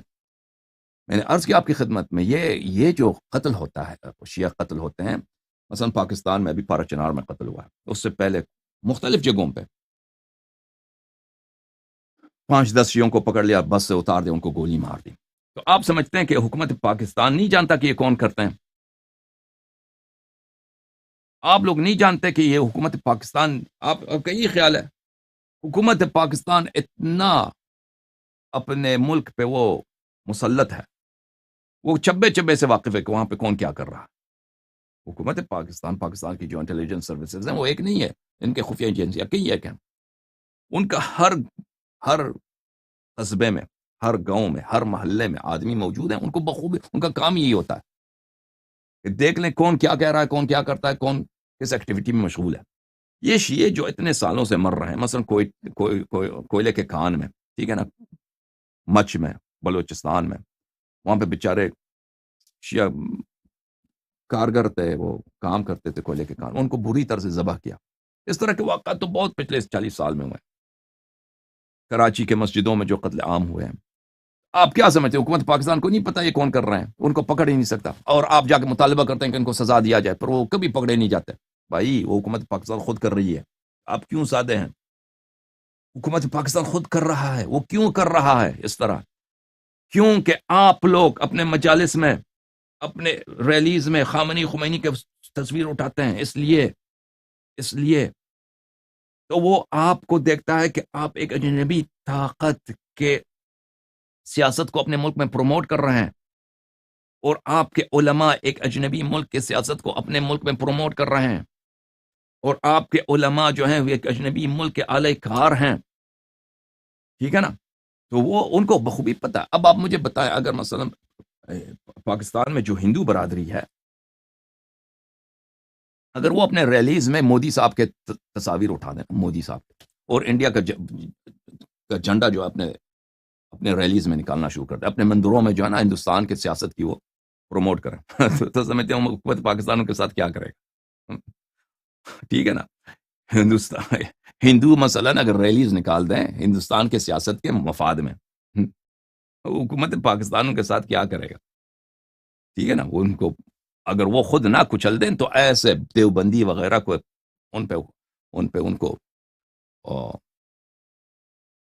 ان کو ورغلائے گا تاکہ ان کو بری طرح سے نابود کر دیں۔ تو یہ ہوتا ہے میرے محترم ناظرین۔ تو حوزہ علمیہ ہر طرح سے آپ کے لیے مضر ہے۔ تو یہ کہنے کا مقصد یہ ہے کہ حوزہ علمیہ میں پیسہ خرچ کرنا، کہ اس میں پیسہ خرچ کیا جائے گا، اس میں امام علیہ السلام کی رضا ہے، اس میں دین کا تو نقصان ہے۔ حوزہ علمیہ کا ہمارے دین کو بڑا نقصان پہنچ رہا ہے، حوزہ علمیہ کا، کیونکہ انقلابی ایران بھی حوزہ علمیہ ہی کا ثمرہ خبیثہ ہے۔ اچھا، اب آتے ہیں دوبارہ خوئی صاحب کی بات کی طرف۔ خوئی صاحب کہتے ہیں کہ ہم صرف کریں گے پیسوں کو، مکلف خوئی صاحب، سیستانی وغیرہ۔ دلیل کیا ہے؟ کیا مرجے کو ہم نے خمس دینا؟ دلیل ان کی یہ ہے، حدیث ودیث کچھ بھی نہیں ہے۔ ہمیں پیسہ خرچ کرنا ہے وہ ان موارد میں جہاں امام علیہ السلام کی رضا ہو۔ اچھا، جہاں امام علیہ السلام کی رضا ہو وہاں پہ خرچ کریں گے، ٹھیک ہے نا؟ خوئی صاحب کیا کہتے ہیں؟ ملاحظہ فرمائیے، المستند فی شرح العروہ، جلد نمبر 5، صفحہ نمبر 331۔ اچھا، یہ پیسہ جو خرچ کریں گے وہ آدمی مکلف خود خرچ کرے گا یا مرجع خرچ کرے گا؟ مرجع تقلید کو دے گا، وہ خرچ کرے گا۔ يبقى الكلام في أن المالك هل هو مستقل في هذا التصرف أو أنه يتوقف على مراجعة الحاكم الشرعي والاستئذان منه۔ کہ ہم نے پیسہ خرچ کرنا ہے کہاں پر؟ ان موارد میں جہاں امام علیہ السلام راضی ہیں، ٹھیک ہے؟ تو تم نے یہ فتویٰ کیوں نہیں دیا؟ سوال کرتے ہیں نا، سوال کرتے ہیں اگر خوئی صاحب آپ کا استدلال یہی، دلیل یہی، تو اس کو فتوے کے طور پر تم عوام کو کیوں نہیں بتاتے اسی بات کو، کہ خمس کو ہم نے صرف کرنا ہے ان موارد میں جہاں ہمیں یقین و امام علیہ السلام کی رضا ہے؟ کیوں اس بات کو نہیں بتاتے؟ اور تم بتاؤ، احکام کلیہ بتاؤ کہ ان موارد میں جہاں پہ دین کی تقویت ہو، جہاں دین کے مثلا احکام دین کی تبلیغ ہو، جو تمہارے نظر میں امام علیہ السلام راضی ہوں ان موارد میں، شریعت کی مثلا دفاع ہو، ائمہ طاہرین علیہ السلام کی عصمت کی دفاع ہو، امامت کی دفاع ہو، وہاں پہ پیسے خرچ کرو۔ کیوں نہیں بتاتے اس کو عوام کو؟ اگر تمہارا نظریہ یہ تو اس کو کیوں چھپاتے ہو؟ ٹھیک ہے نا؟ فراڈ ہے کہ نہیں ہے تمہارے ساتھ؟ حدیث کو چھپا دیا کہ حدیث کئی ایک ہیں کہ خمس کہاں پہ خرچ کرو، امام علیہ السلام تک نہ پہنچ سکے تو خمس کہاں پہ آپ خرچ کر سکتے ہیں، وہ ہم آپ کو دکھائیں گے۔ وہ حدیث تو سب وہ کر دیا کس کے نیچے، وہ کمبل کے نیچے کر دیا، وہ آپ کچھ سے چھپا دیا۔ اب جو ان کا جو اصل استدلال ہے وہ بھی عوام سے چھپا دیا، وہ تو کتب میں پڑھا ہے، وہ تو عوام کو تو بتاتے نہیں ہیں لوگ، ٹھیک ہے نا؟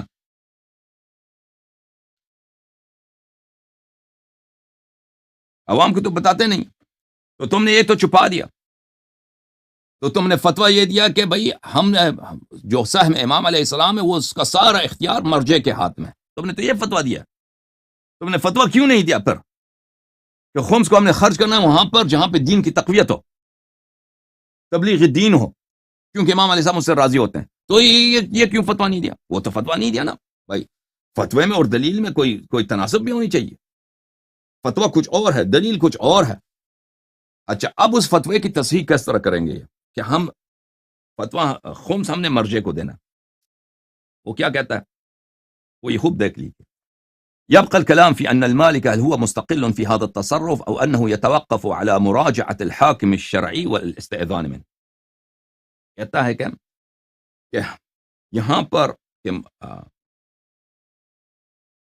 کہ ہم خمس کو موارد رضا امام علیہ السلام میں خرچ کریں، خود مالک مال خود خرچ کرے یا حاکم شرع سے اجازت لے لے، یعنی مرجع تقلید سے اجازت لے لے۔ حکم کیا فرمایا، يتبع هذا ما عليه المالك من الوجدان ولا يصل الأمر إلى البرهان، فإنه إن كان قد وجد من نفسه فيما بينه وبين ربه أنه قد أحرز رضا الإمام عليه السلام بالمصرف الكذائي بحيث كان قاطعا أو مطمئنا به فلا إشكال ولا حاجة له من المراجعة۔ کہتے ہیں کہ اس میں تو ایک برہان ہے ہی نہیں، ہمارے پاس کوئی دلیل ہے ہی نہیں، ہر ایک اپنے نفس میں جا کے دیکھے، اپنے دل میں جا کے دیکھے، اپنے ضمیر میں جا کے دیکھے۔ اگر اس کو یقین ہے کہ میں یہاں پہ پیسہ خرچ کروں تو امام علیہ السلام راضی ہوتے ہیں تو وہاں پہ خرچ کرے، اس میں کوئی اشکال ہی نہیں۔ تو بھائی تم کیوں نہیں بتاتے؟ تمہارا کیا کام ہے مولوی صاحب، خوئی صاحب، سیستانی صاحب؟ تم تو کہتے ہیں کہ مرجع جو احکام دین لوگوں کو بتاتا سکھاتا ہے، تو تم کیوں نہیں بتاتے کہ ان موارد میں جہاں پہ دین کی تقویت ہوتی ہے، جہاں پہ دین کی دفاع ہو، جہاں پہ امامت کی دفاع ہو، جہاں پہ غدیر کا احیاء ہو، وہاں پہ تم خمس کا پیسہ خرچ کرو کیونکہ امام علیہ السلام راضی ہوتے ہیں۔ تم کیوں کہتے ہو کہ وہاں پہ کوئی بینہ، کوئی برہان نہیں ہے؟ اگر یہاں پہ کوئی بینہ اگر برہان نہیں ہے کوئی بینہ، تو وہ بیچارہ مقلد کیسے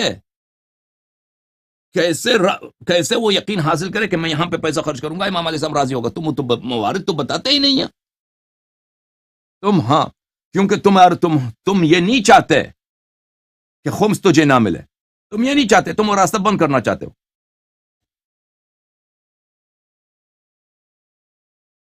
وأما إذا لم يجد من نفس هذا الإحراض بس انقدح في ذهن احتمال أن يكون هذا الصرف منوطا بإذن نائب الإمام عليه السلام في عصر الغيبة كما كان منوطا بإذن نفسه في عصر الحضور، ولم يتمكن من دفع هذا الاحتمال الذي يستطرق لدي كل أحد بطبيعة الحال، بل هو جزمي غير قابل للإنكار، ولا أقل من أجل رعاية المصالح العامة والتحفظ على منصب عامة الدنيا كان اللازم عندئذ مراجعة الحاكم الشرعي۔ کہتا ہے کہ اگر اس کے دل میں یہ شک آ گیا، بھائی مقلد کے دل میں شک آ جاتا ہے، شک کیا آ جاتا ہے، فراڈ دیکھو، حدیث ودیث کچھ بھی نہیں ہے، بناتے جاؤ ایسے ہی گڑتے جاؤ، نظریات، ٹھیک ہے نا؟ رائے کس کو بولتے ہیں؟ رائے اسی کو بولتے ہیں نا۔ رائے کی حدیث میں آپ کو دکھاؤں، ایک چیز جو شریعت میں نہیں ہے آپ اس کو اپنی فکر سے شریعت میں داخل کریں، اسی کو تو کفر بولتے ہیں بھائی۔ کہتے ہیں کہ اگر متقلد کے دل میں شک آ جاتا ہے کہ میں اس پیسے کو خرچ کروں، ہو سکتا ہے اس میں لازم ہو کہ میں امام علیہ السلام راضی نہ ہوں کہ میں مجتہد کے اجازت کے بغیر خرچ کروں، میں مجتہد کے اجازت کے بغیر خرچ کروں، ٹھیک ہے نا؟ ہو سکتا، کیونکہ انسان کے دل میں شک آ جاتا ہے، اور کہتا ہے یہ شک ہر شخص کے دل میں آ جاتا ہے۔ او بھائی آپ جماعت عمریہ کے مذہب پہ ہنستے ہو، شیعو، آپ آ کے اپنے علماء مراجع پہ بھی ہنسو نا۔ میں نے کہا تھا کیا، جماعت عمریہ کے پاس صحابہ ہیں، آپ کے پاس مراجع، صحابہ پہ ہنستے ہو۔ اور مراجع کو بھول گئے ہو ٹھیک ہے نا. اور پھر مراجع کے آپ نقد نہیں کر سکتے کیونکہ مقدسات میں سے، اور مقدسات کی آپ نے توہین کی، مقدسات کی آپ نے توہین کیا بھائی مقدسات کی توہین کیا. اللهم صل على محمد وعلى محمد وعجل فرجهم. السلام على الحسین لعنت اللہ علی یزید.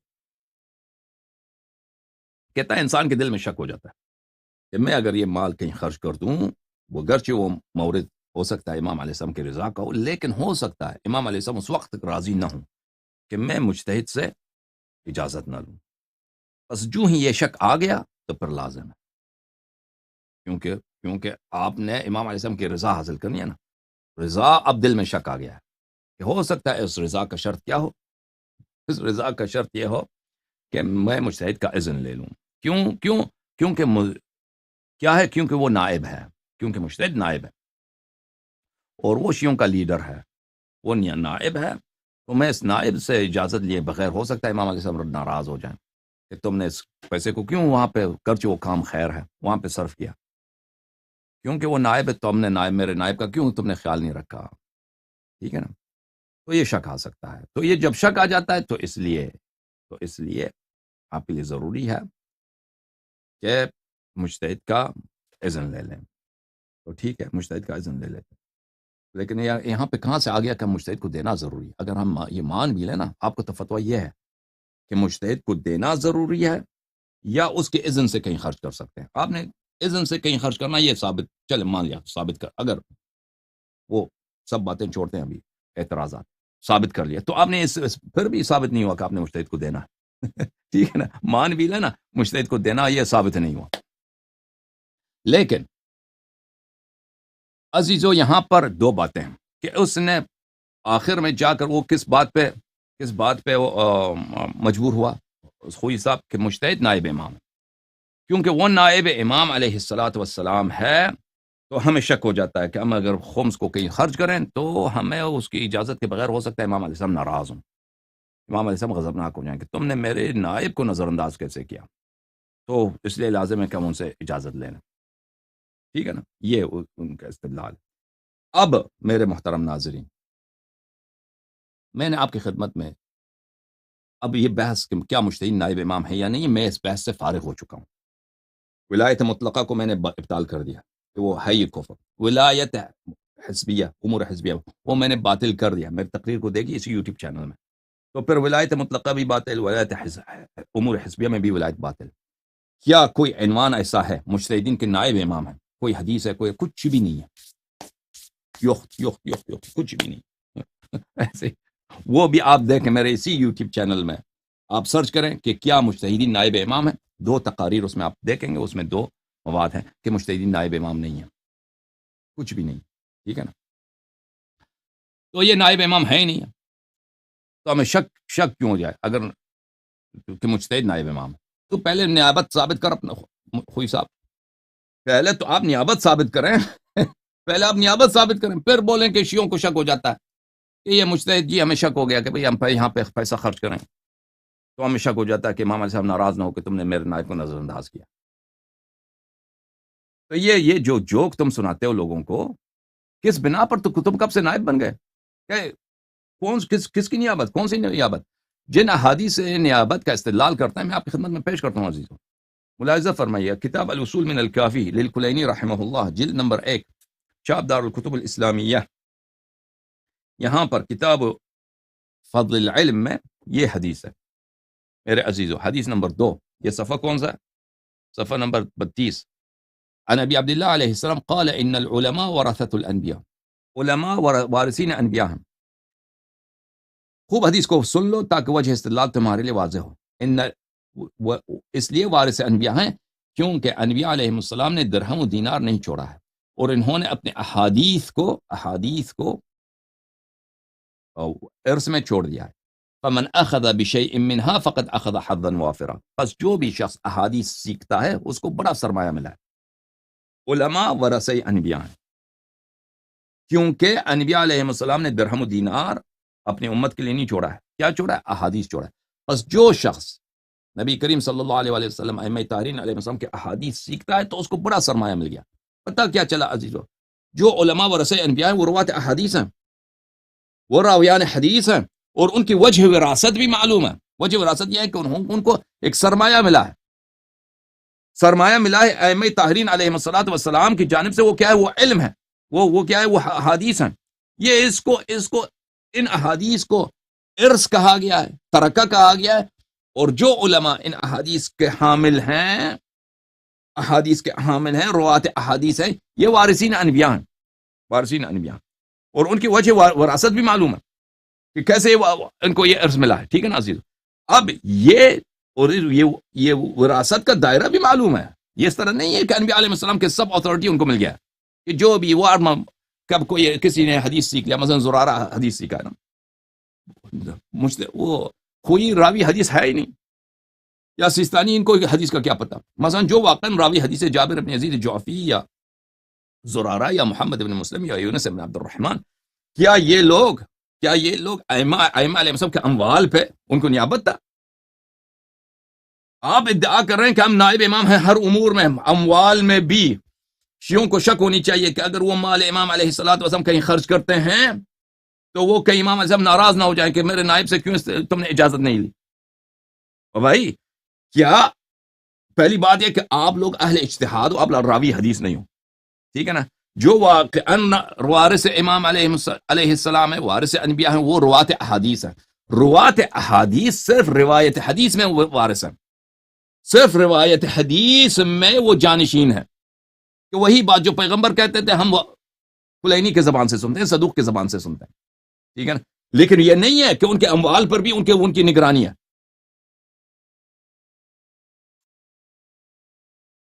اچھا، اگلا حدیث دیکھیں کہ جن کی روح سے یہ کہتے ہیں کہ نائب ہیں، یہ بالکل ان کے مقاصد سے اجنبی. ملاحظہ فرمائی مقبولہ عمر بن حنظلہ، مقبولہ عمر بن حنظلہ، اصول کافی صفحہ نمبر 67. دوش راوی کہتا ہے، عمر بن حنظلہ کہتا ہے کہ میں حضرت امام جعفر صادق علیہ السلام کی خدمت میں حاضر ہوا کہ ہمارے دو شیعہ بھائی ہیں، ان کے درمیان کبھی منازع ہو جاتا ہے قرضے پہ یا میراث پر. تو وہ چلے جاتے ہیں جماعت عمریہ کے جو خلفاء ہیں، ان کے قاضی ہیں، ان کے گورنر ہیں، ان کے پاس جاتے ہیں کہ فیصلہ کرو. کیا یہ جائز ہے؟ امام علیہ السلام نے فرمایا من تحاکم الیہم فی حق او باطل فانما تحاکم الی الطاغوت. امام علیہ السلام نے فرمایا کہ یہ جو ہیں، یہ جماعت عمریہ کے جو خلفاء ہیں، ان کے جو گورنرز ہیں، ان کے جو قاضی ہیں، یہ سب شیطان ہیں.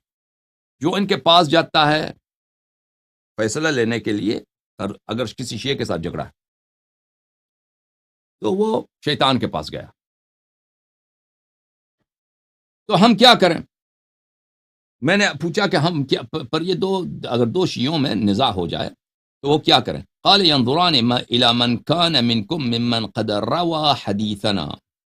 تو وہ کیا کریں دو؟ امام علیہ السلام نے فرمایا کہ میں آپ کو جواب دے دیتا ہوں کہ اگر دو شیعوں میں نزاع ہو جائے، دین میں، میراث میں، قرضے میں، کاروبار میں، طلاق میں، نکاح میں، کسی مسئلے پہ دو شیعوں میں نزاع ہو جائے تو وہ جماعت عمریہ کے علماء کے پاس نہ جائے فیصلہ سننے کے لیے. اچھا، کس کے پاس جائے؟ جواب اس کا یہ ہے، دیکھو کہ کون ہے راوی حدیث، ممن روا حدیثنا، راوی حدیث، ونظر فی حلالنا وحرامنا، اور ہمارے حلال و حرام کو جاننے والے شخص کے پاس روایت ہو آتا ہو، اس کو ہمارے حلال و حرام کا پتہ ہو، وعرف احکامنا، اور ہمارے فیصلوں کو جانتا ہو، یعنی راوی حدیث جس کا علم وسیع ہے. ٹھیک ہے نا؟ فَلْيَرْضَوْا بِهِ حَكَمًا، اس کو اپنے درمیان تم قاضی بنا لینا، حکم نے قاضی بنا لینا. فَإِنِّي قَدْ جَعَلْتُهُ عَلَيْكُمْ حَاكِمًا، میں نے اس شخص کو تم پہ قاضی، حاکم کا مطلب ہے کیا؟ قاضی ہے. اب ولایت فقیہ پر کے موضوع پر جب میں نے بات کی ہے نا، اس حدیث پہ میرے بہت مفصل استدلال ہے. ٹھیک ہے نا؟ کہ خمینی یہاں پہ کہتا ہے کہ حاکم سے مراد کیا حاکم وقت ہے، وہ اس کی بیوقوفی ہے، اس عربی نہیں جانتا وہ بیچارہ، حدیث نہیں جانتا. بہرحال وہ میری بحث مفصل ہے، حاکم سے مراد ہے قاضی. فَإِذَا حَكَمَ بِحُكْمِنَا، پھر وہ راوی حدیث جب ہمارے حکم بولتے ہیں فیصلے کو، ہمارے فیصلے کے مطابق فیصلہ سنائے، فَلَمْ يَقْبَلْهُ مِنْهُ فَإِنَّمَا اسْتَخَفَّ بِحُكْمِ اللَّهِ، جب ہمارے راوی حدیث ہمارے فیصلے کے مطابق کوئی آپ کو حکم سنائے، قضاوت کرے، یہ حکمہ قضاوت، حاکم قاضی فیصلہ سنائے، تو آپ نہ مانیں تو آپ نے اللہ تعالیٰ کے حکم کی توہین کیا ہے۔ وعلینا رد، اور تم نے ہم کو رد کیا ہے۔ والرد علینا الرد علی اللہ، اور جو ہم کو رد کرتا ہے ان کو رد کرتا ہے، جو ہم کو رد کرتا ہے اللہ کو رد کرتا ہے، وہ علی حد شرک باللہ، اور یہ اللہ تعالیٰ سے شرک مترادف ہے۔ تو میرے عزیزوں، یہاں پہ کس کی بات ہو رہی ہے؟ یہاں پہ راوی حدیث کی بات ہو رہی ہے۔ اور یہ بھی اس طرح نہیں کہ اموال پر، امام علیہ السلام نے اپنے اموال پر، ٹھیک ہے نا، کسی کو نائب قرار دیا، کسی کو نائب قرار دیا نہیں۔ اب اس امام علیہ السلام کے اپنے اموال کی بات ہی نہیں ہو رہی، خمس کی بات ہی نہیں ہو رہی، بات ہو رہی ہے کہ شیعہ آپس میں اگر اختلاف کریں تو کس کے پاس فیصلہ لینے کے لیے جائیں؟ راوی حدیث کے پاس جائیں، راوی حدیث کے پاس جائیں، تاکہ وہ اس پہ بھی لازم ہے راوی حدیث پہ کہ اگر کہ امام علیہ السلام کے فیصلوں کے مطابق فیصلہ سنائے، اور اگر وہ امام علیہ السلام کے فیصلوں کے مطابق فیصلہ دے تو پھر اس کی بات ماننا ضروری ہے۔ تو اس کا اس حدیث کا تعلق نہ تقلید سے ہے، کسی کی تقلید کیا جائے، نہیں، یہ منازعات میں قاضی امام علیہ السلام نے کس کو قرار دیا، نہ اس کا تعلق ولایت فقیہ سے ہے کہ کون آپ پہ حکمرانی کون کرے گا، وہ نہ اس سے ہے، نہ اس حدیث کا تعلق خمس سے ہے، یہ امام علیہ السلام کے اپنے اموال سے، کہ میرے اموال پہ کون شخص میرا نائب ہے، ان سے تعلق ہی نہیں ہے، ٹھیک ہے نا، تعلق ہی نہیں ہے۔ سمجھ میں آئی بات آپ کو؟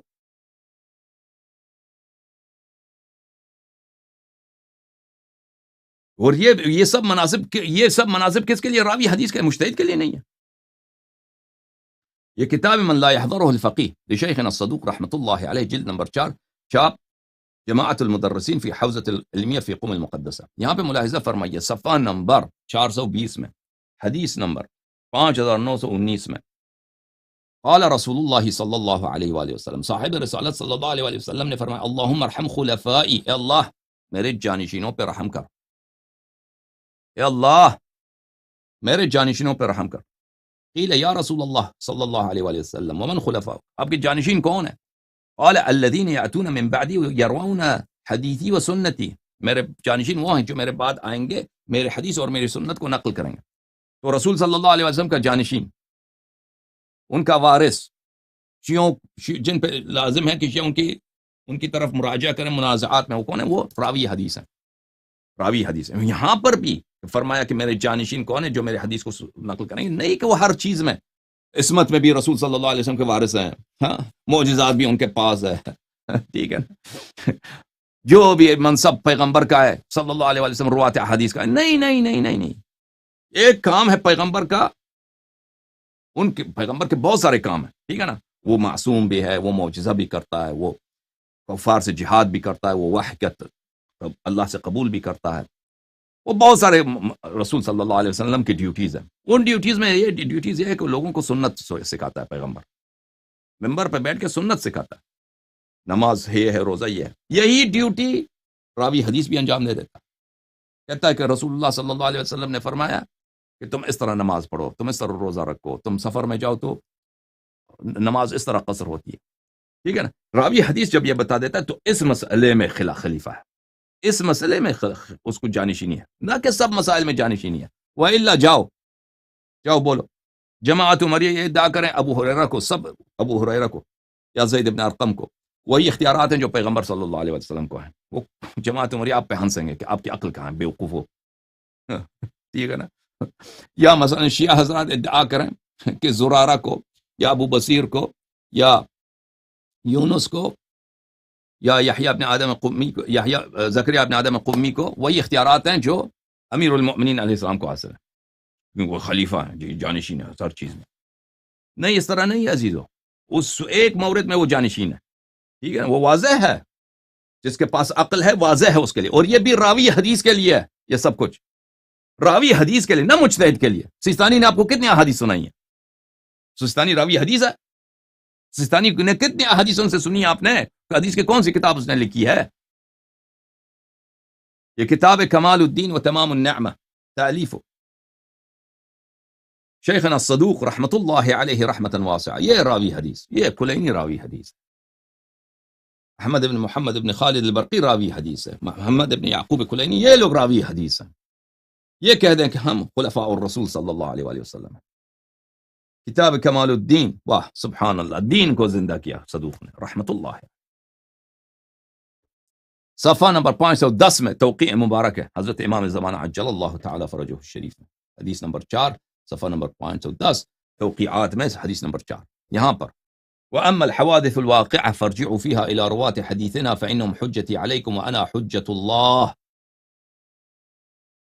حوادث واقعہ میں مختلف واقعات پیش آتے ہیں، ان میں رجوع کرو، اس میں روات حدیث کی طرف رجوع کرو، روات حدیث کی طرف رجوع کرو، روات حدیث، یہ حدیث کب نازل ہوئی ہے، کب صادر ہوئی ہے؟ عصر غیبت صغریٰ میں، عصر غیبت صغریٰ میں محدث راوی حدیث کون تھا؟ محمد بن یعقوب کلینی۔ راوی حدیث کون تھا؟ احمد بن محمد بن خالد برقی، جناب الصفار، علی بن ابراہیم قمی، یہ روات حدیث تھے۔ یہ روات حدیث اجتہاد کو کفر سمجھتے تھے، یہ مجتہد نہیں تھے، یہ اجتہاد کو فسق سمجھتے تھے۔ اجتہاد ان کے نزدیک رائے کا اظہار کرنا، کسی چیز اللہ سے رسول صلی اللہ علیہ وسلم نے نہیں فرمایا، میں ہم اپنے جیب سے اپنے فکر سے اس کو دین میں داخل کرنا، یہ اس کو فسق سمجھتے تھے۔ سمجھ میں آ رہی نا بات آپ کو؟ یہ راوی حدیث ہیں، اور یہ نہیں ہے کہ امام علیہ السلام کے حجت ہیں یہ، تو ان کو بھئی یہ جو مرضی کہہ دیں، اس طرح نہیں کہ راوی حدیث جو مرضی کہہ دیں۔ راوی حدیث کا کام یہ ہے کہ اس کے پاس احادیث ہے، تم شیعہ عام آدمی ہو، تمہارے پاس احادیث نہیں ہے، تمہیں علم نہیں ہے ائمہ علیہ السلام کی باتوں کا، اس کے پاس جاؤ گے وہ تمہیں بتائے گا، کلام اہل بیت علیہ السلام بتائے گا، نہ کہ اپنے آپ سے کچھ گڑھ لو خوئی کی طرح، سیستانی کی طرح، اور تمہیں فتوے سنا دو۔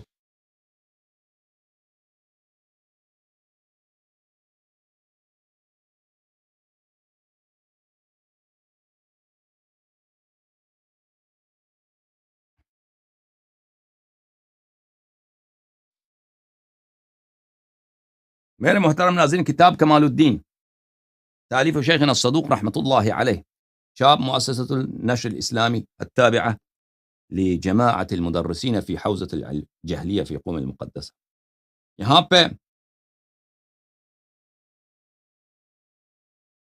ایک طویل حدیث ہے، جلد نمبر 2، صفحہ نمبر 534 میں، حدیث نمبر 37 ہے کہ نائب خاص شیخ ابو القاسم الحسین ابن روح قدس اللہ روحہ، ان سے ایک سوال کیا جاتا ہے، وہ سوال کا جواب دیتے ہیں، ٹھیک ہے نا؟ پھر راوی ان سے پوچھتے ہیں کہ میں نے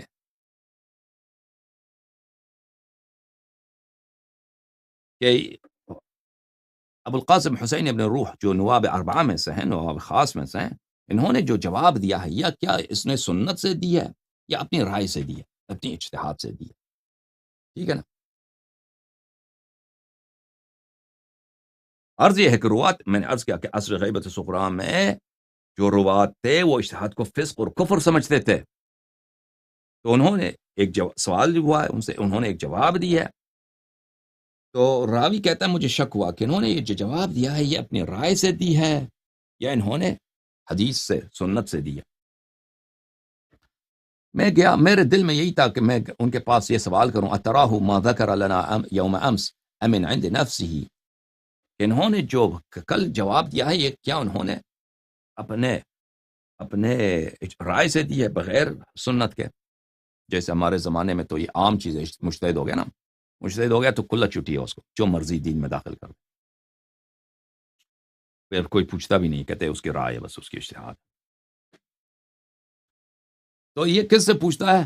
ہاں، پوچھتا نہیں ہے، اس کے دل میں ہے، راوی کے دل میں ہے کہ میں یہ سوال کر لوں ابو القاسم حسین ابن روح رحمۃ اللہ علیہ سے، سوال کروں کہ کیا آپ نے جو کل جواب دیا تھا وہ آپ کی اجتہاد ہے یا وہ اس کی حدیث ہے؟ اس کے دل میں ہے، لیکن یا حسین ابن روح رحمۃ اللہ علیہ، صاحب کرامات، صاحب معجزات، اس کو پتہ ہے اس کے دل میں کیا بات ہے۔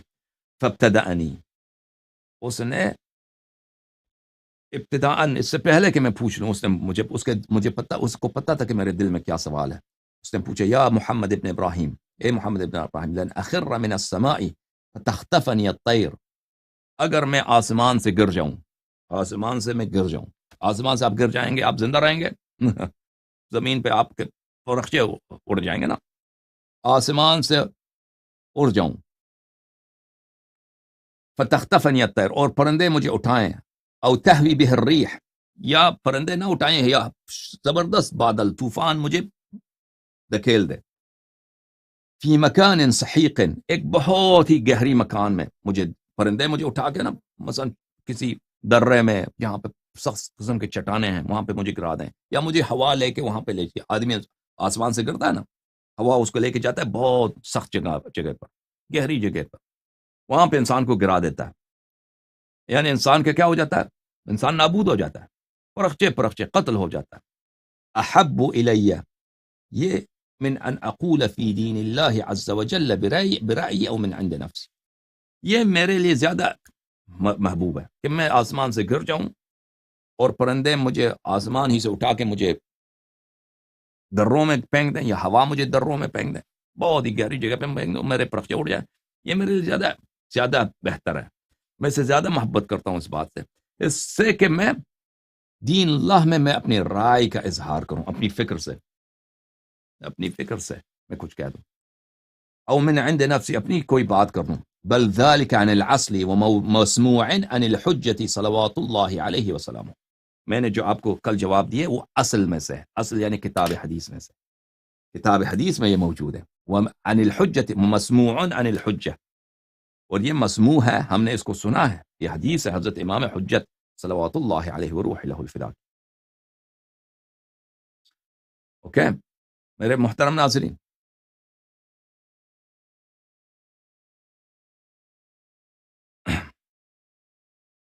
تو خوئی صاحب نے کیا کہا؟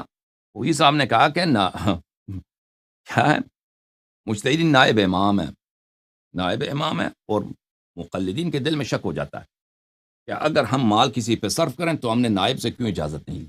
بھائی نیابت کی کوئی دلیل ہمیں بتائیں، جو احادیث ہے نیابت کے اور خلافت کے اور وراثت کے، وہ روات احادیث کے لیے، اور وہ روات احادیث وہ اجتہاد کو فسق سمجھتے تھے، بلکہ خود خوئی اعتراف کرتے ہیں کہ روات احادیث مجتہد نہیں ہے۔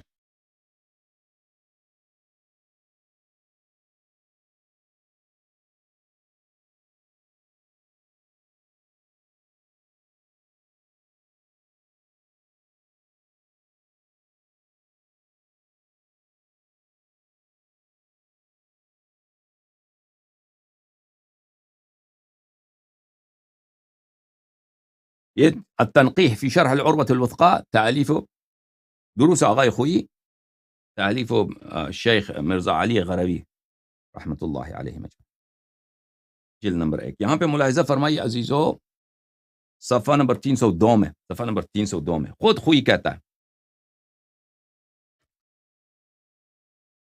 اطلاق الرواة على المجتہدین اطلاق مسامحی، اطلاق الرواة على المجتہدین اطلاق مسامحی، مجتہد کو راوی کہنا ہے، یہ مسامحتاً ہے، مسامحہ ہے، اس میں راوی مجتہد نہیں ہوتا، مجتہد راوی نہیں ہوتا، ٹھیک ہے نا، مجتہد راوی نہیں ہے، مجتہد کا عنوان اور ہے، راوی کا عنوان اور ہے، راوی روایت کرتا ہے، مجتہد اپنا فتویٰ دے دیتا ہے، مجتہد اپنے خیال کا اظہار کرتا ہے، اس کا خیال شاید قرآن سے ماخوذ ہو، سنت سے ماخوذ ہو، یا اس کی اپنی رائے ہے، عقلی دلیل ہے، جو بھی ہے اس کے پاس، وہ اپنی رائے کا اظہار کرتا ہے، راوی کہتا ہے قال اللہ، قال الرسول، قال امیر المؤمنین صلوات اللہ علیہم اجمعین، خود بھی کہتا ہے، ٹھیک ہے نا، پتا کیا چلا میرے محترم ناظرین، خوئی کیا کہتا ہے پر؟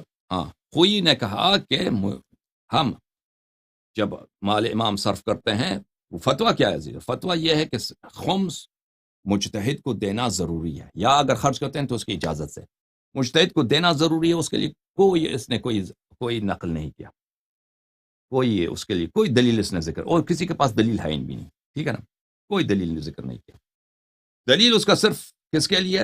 دلیل اس کا یہ ہے، جو اصل بات بھی ہے اس نے ذکر نہیں کیا، احادیث وغیرہ سب چھپا دیے، بہرحال اس نے کیا کہا کہ ہم خمس کو صرف کرتے ہیں جہاں پہ امام زمان علیہ السلام کی رضا ہو، ٹھیک ہے نا، اور کہا کہ اگر مقلد کو یقین آ جائے کہ یہاں پہ امام زمان علیہ السلام کی رضا ہے تو وہ صرف کر دے بلا شک، لیکن اگر اس کو شک ہو جائے کہ میں نے تو یہاں پہ اگر خرچ کرنا ہے، ہو سکتا ہے امام علیہ السلام مجھ سے غضبناک ہو جائیں کہ تم نے میرے نائب کا اجازت کیوں نہیں لیا، تو یہاں پہ پھر لازم ہوگا کہ نائب سے اجازت لیا جائے. ٹھیک ہے، نائب کون ہے؟ مجتہد.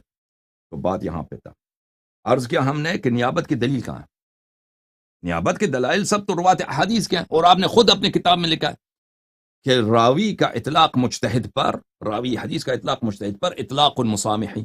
اس میں مسامح یہ حقیقت میں مجتہد راوی نہیں ہے، راوی مجتہد نہیں، اور ہمیں پتہ بھی کہ یہ دو مختلف چیزیں ہیں.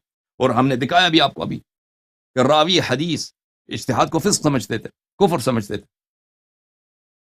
اچھا میرے محترم ناظرین، یہ کتاب ہے الغایۃ القصوى فی فی فی التعلیق علی العروۃ الوثقى، تألیف سید تقی الطباطبائی القمی رحمۃ اللہ علیہ. کتاب الخمس میں صفحہ نمبر 279 میں اس طرح افادہ فرماتے ہیں: بقی شیء وهو أنه هل يصح إطلاق النائب على المجتهد في زمان الغيبة كما هو المتداول في الألسن والكتب أم لا يصح. ایک بات پہ تذکرہ کرنا اور تبصرہ کرنا ضروری ہے کہ ہمارے زمانے میں یہ بہت متداول ہے زبانوں پر اور کتب میں کہ مجتہد کو ہم نائب امام کہتے ہیں، اور یہ خود خوئی کا بہت بڑا شاگرد ہے اور بہت بڑا مجتہد ہے، بہت بڑا مرجع تھا. ابھی کچھ سال پہلے ان کی وفات ہو گئی، اور تقی خوئی رحمۃ اللہ. کہ ہم مختلف کتب میں اور زبانوں میں کہتے ہیں مجتہد نائب امام، مجتہد نائب امام. کیا اس کی کوئی دلیل ہے یا دلیل نہیں ہے؟ بلی یصح ام لا یصح، صحیح ہے یا صحیح نہیں ہے. الحق هو الثانی، حق یہ ہے کہ نمبر 2 کہ صحیح نہیں، مجتہد نائب امام نہیں. لعدم دلیل معتبر علی النیابہ، کیونکہ اس کی کوئی دلیل ہی نہیں ہے کہ مجتہد نائب امام ہے. مجتہد نائب امام اس کی کوئی دلیل ہے ہی نہیں. کہاں ہے دلیل کہ مجتہد نائب امام بھائی؟ بل المقدار المعلوم كونه مرجعا في الامور الحسبیہ، جو ہمارے معلوم ہے وہ امور حسبیہ میں، اس کو امور حسبیہ میں بھی کوئی نائب نہیں ہے، بس اتھارٹی ہے اس کے پاس، کو اس طرف رجوع کرنی چاہیے. اور وہ بھی ہم نے ثابت کیا امور حسبیہ بھی باطل ہے. امور حسبیہ کیا ہے؟ مثلا ایک مسجد ہے خراب ہو رہا ہے، ایک مسجد ہے خراب ہو رہا ہے، اس کا کوئی متولی نہیں ہے، کوئی دیکھ بھال کرنے والا نہیں ہے. مجتہدین کہتے ہیں اگر اس مسجد کو ٹھیک کرنا ہے تو آپ کو اجازت لینا ہوگا کیونکہ یہ مرجع ہے. اس مسجد کو اگر خراب ہونے سے بچانا ہے تو آپ کو اجازت لینا ہوگا. کس سے؟ مرجع تقلید سے، کیونکہ وہ نائب امام ہے اور کیونکہ اس کو امور حسبیہ پہ ولایت ہے. حالانکہ یہ نہ کوئی حدیث ہے، کچھ بھی نہیں ہے. مسجد خراب ہو رہا ہے، محلہ والے مسجد کا دیکھ بھال نہیں کر رہے، یہ سب محلے والے گناہ کار ہیں. ان پہ لازم ضروری ہے کہ مسجد کو ٹھیک کریں. ٹھیک ہے نا، مسجد کو صحیح کریں. اور مثلا بچے کافر ہو رہے ہیں، کوئی پڑھانے والا نہیں ہے، محلے والوں پہ لازم ہے کہ ایک ایسے آدمی کو تلاش کریں کہ بچوں کو دین سکھائیں، کہ بچے کافر نہ ہو جائیں، تبلیغ دین ہو جائے محلے میں. اس کے لیے ضروری نہیں ہے کہ آپ جائیں وہ مرجع سے کیا کریں، مرجع سے اجازت لیں. یہ امور حسبیہ ہے ہی جھوٹی چیز. ٹھیک ہے نا. ایک یتیم، ایک شخص مر گیا، اس کے 5 یتیم ہیں، وہاں پہ اس کے کچھ بچے ہیں، 5 اس کے کچھ سامان ہیں، یتیموں کو کچھ میراث ہیں. ٹھیک ہے نا. تو یہ سب پہ واجب ہے، تو سب پہ واجب ہے کہ اس کی مال کو، اس کی یہ ایتام کے جو مال ہیں وہ کسی کو غصب کرنے نہ دیں. ایتام میں مثلا ایک بچہ 5 سال کا، ایک بچہ 7 سال کا، ایک بچہ 3 سال کا. ٹھیک ہے نا. ان کے آدمی خود مر گیا، اس کا کوئی بھائی کوئی کچھ بھی نہیں ہے، بس یتیمیں ہیں. اب اس کا سرمایہ بھی ہے اس شخص کا جو متوفا ہے، 10 لاکھ روپے، 20 لاکھ، 50 لاکھ اس نے چھوڑ دیے. اب یہ پیسے اس کے لیے ضروری نہیں ہے کہ آپ جا کے مجتہد سے اجازت لے لیں کہ ہم اس کو دیکھ بھال کریں یا دیکھ بھال نہ کریں. آپ پہ لازم ہے، مومنین پہ لازم ہے کہ اس پیسے کی دیکھ بھال کریں. کوئی ضروری نہیں کہ ہم مرجع سے. یہ جو چیزیں کہہ رہا ہے نا کہ امور حسبیہ، یہ سب ان کی بناوٹی چیزیں ہیں، کوئی حدیث کچھ بھی نہیں اس کی. امور حسبیہ میں ہم بھی بات کر چکے ہیں. اچھا، کہتے ہیں کہ صرف بہرحال وہ کہتے ہیں دلیل معتبر کوئی نہیں کہ مجتہد نائب ہے، بس جو ثابت ہے وہ ہے کہ امور حسبیہ میں اس سے رجوع کرنی چاہیے. وهذا المقدار لا يقتضي تعنونه بعنوان النیابہ، اور یہ مقدار اس کو نائب نہیں بناتا. امور حسبیہ ہم مان بھی لینا، مجتہد کو نائب نہیں بناتا. اچھا، یہ آپ کی خدمت میں عرض کیا ہم نے. تو پتہ کیا چلا میرے عزیزوں کہ سب فراڈ اندر فراڈ. کہ مجتہد کو آپ یہ خوئی کا جو استدلال ہے سب مراجع کا تقریباً استدلال ہے.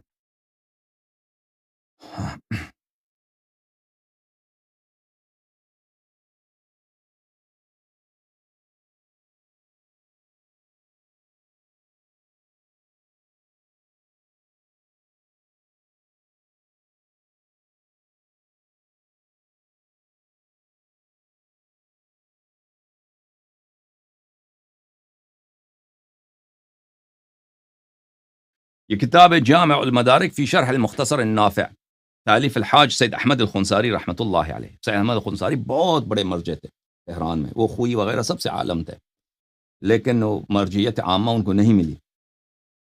بہت بڑے یہ آخوند صاحب کفایہ کے شاگرد تھے، اور ان کی وفات ابھی کوئی 30 خوئی کے وفات سے کوئی 8-9 سال پہلے ان کی وفات ہوئی تھی. سید احمد خنساری بہت بڑے مرجع تھے. خمینی صاحب خود کہتے تھے کہ میں ان کے فتوے پہ عمل کرتا تھا. سید احمد خنساری رحمۃ اللہ علیہ، یعنی یہ بہت سینئر تھے. یہ جلد نمبر 4 ہے، شاب مؤسسۃ اسماعیلیان. یہاں پہ ملاحظہ فرمائیے صفحہ نمبر 567 کتاب الطلاق میں فرماتے ہیں ثم انها هنا اشكال اخر وهو ان التعبير في لسان الاخبار المذكوره بالامام في بعضها او الوالي في بعضها او بالسلطان في بعضها وانطباق السلطان او الوالي على الفقهاء في عصر الغيبه محل اشكال من جهه الشبهه في ثبوت الولايه العامه بل الظاهر الانطباق على النواب الخاصه. کہتے ہیں یہ جب آپ طلاق کے احادیث میں جاتے ہیں نا تو وہاں سے بہت سارے روایت ہیں کہ آپ اس مسئلے میں سلطان میں مراجعہ کریں، والی پہ سے مراجعہ کریں. تو یہ سلطان اور والی کون ہے؟ کہتے ہیں کہ اس میں ہم نہیں کہہ سکتے اس سے مراد مجتہدین ہے. وہ امام علیہ السلام نے جو روایات میں والی کا ذکر کیا ہے یا سلطان کا ذکر کیا ہے، ان سے مراد مجتہدین نہیں ہو سکتے، کیونکہ مجتہدین کا نیابت عامہ ہے ہی نہیں ہے. ولایت عامہ، نیابت عامہ، ولایت عامہ، ولایت عامہ، نیابت عامہ من جہت الشبہ فی ثبوت الولایت عامہ. ولایت عامہ ہے ہی نہیں تو کیسے یہ نائب بن گئے؟ سمجھ میں آئی نا بات آپ کو؟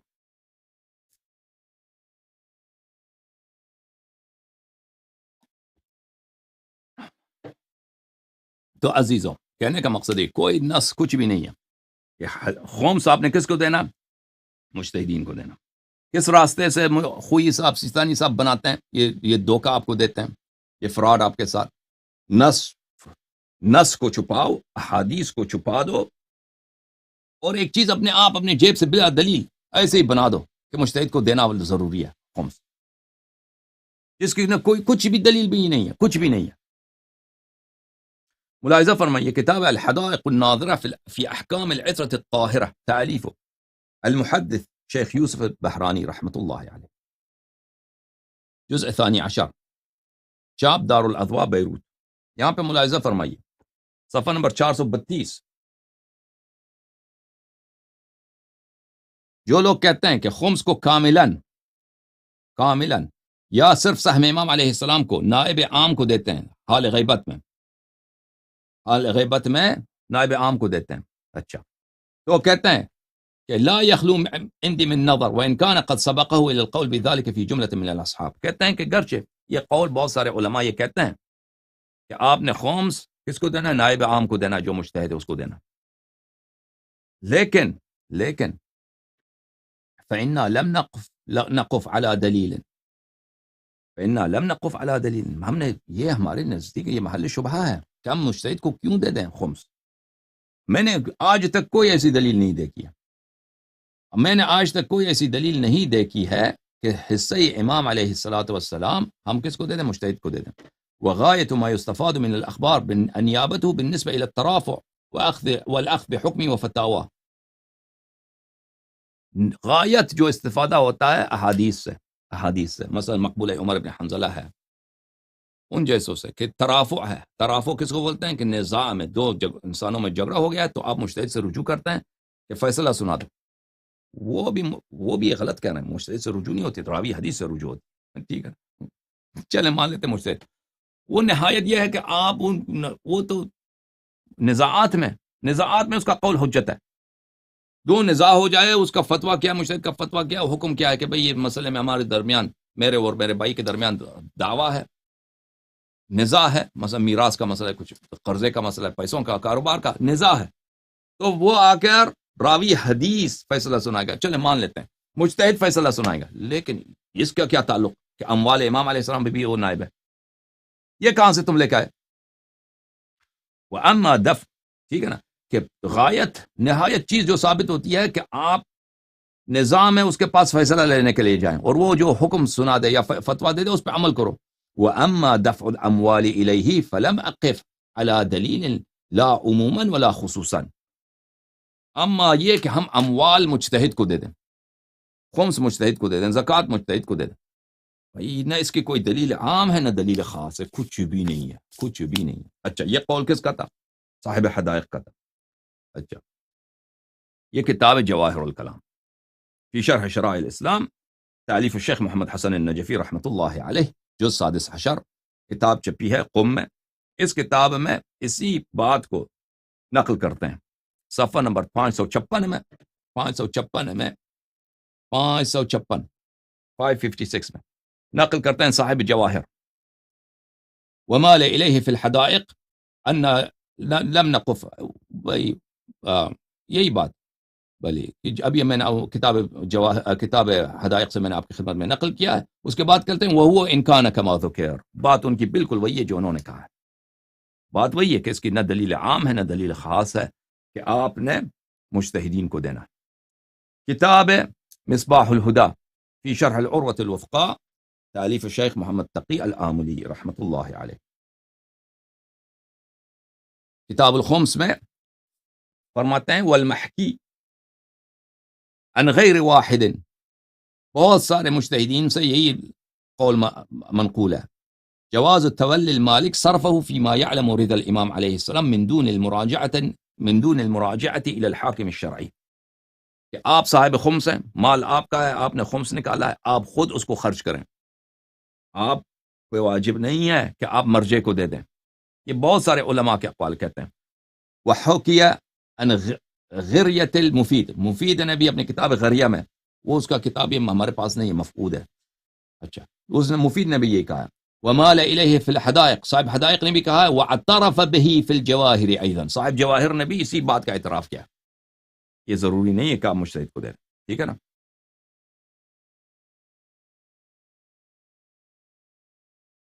اوکے میرے عزیزوں، پھر کیا ہوا؟ اجتہاد ثابت ہو گیا نا. اجتہاد کیا ہوتا ہے ان لوگوں کا؟ اجتہاد یہ ہوتا ہے گڑھتے جاؤ، گڑھتے جاؤ، بناتے جاؤ، بناتے جاؤ، نظریات نظریات نظریات، رائے رائے رائے رائے، اس کو دین بناؤ اور شیعوں کو وہ دے دو. یہ ہے اجتہاد کا نام.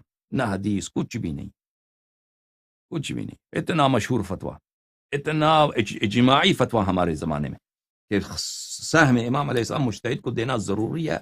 جہاں بھی صرف کریں گے اس کی اجازت سے صرف کریں گے، اگر اجازت نے نہیں لیا صرف کیا تو مبرئ الذمہ نہیں ہے. یہ مشہور نہیں ہے، ٹھیک ہے نا. حدیث ایک بھی نہیں ہے، سب ایسے. اور نہ صرف حدیث نہیں ہے بلکہ حدیث کے خلاف ہے. حدیث خود خوئی میں نے آپ کو دکھا دیا نا کہ یونس بن عبد الرحمن کی روایت کو کہتا ہے یہ صحیح بھی ہے، یہ وجہ وجیح ہے، لیکن اس کو چھپاتا ہے لوگوں سے. اور اس کے علاوہ بھی روایات ہیں، وہ اگلے سیشن میں آپ کو سکھائیں گے عزیزوں، ٹھیک ہے نا. اور بھائی سمجھ میں آئی نا بات آپ کو؟ ادعا ہماری صحیح ہے نہیں ہے؟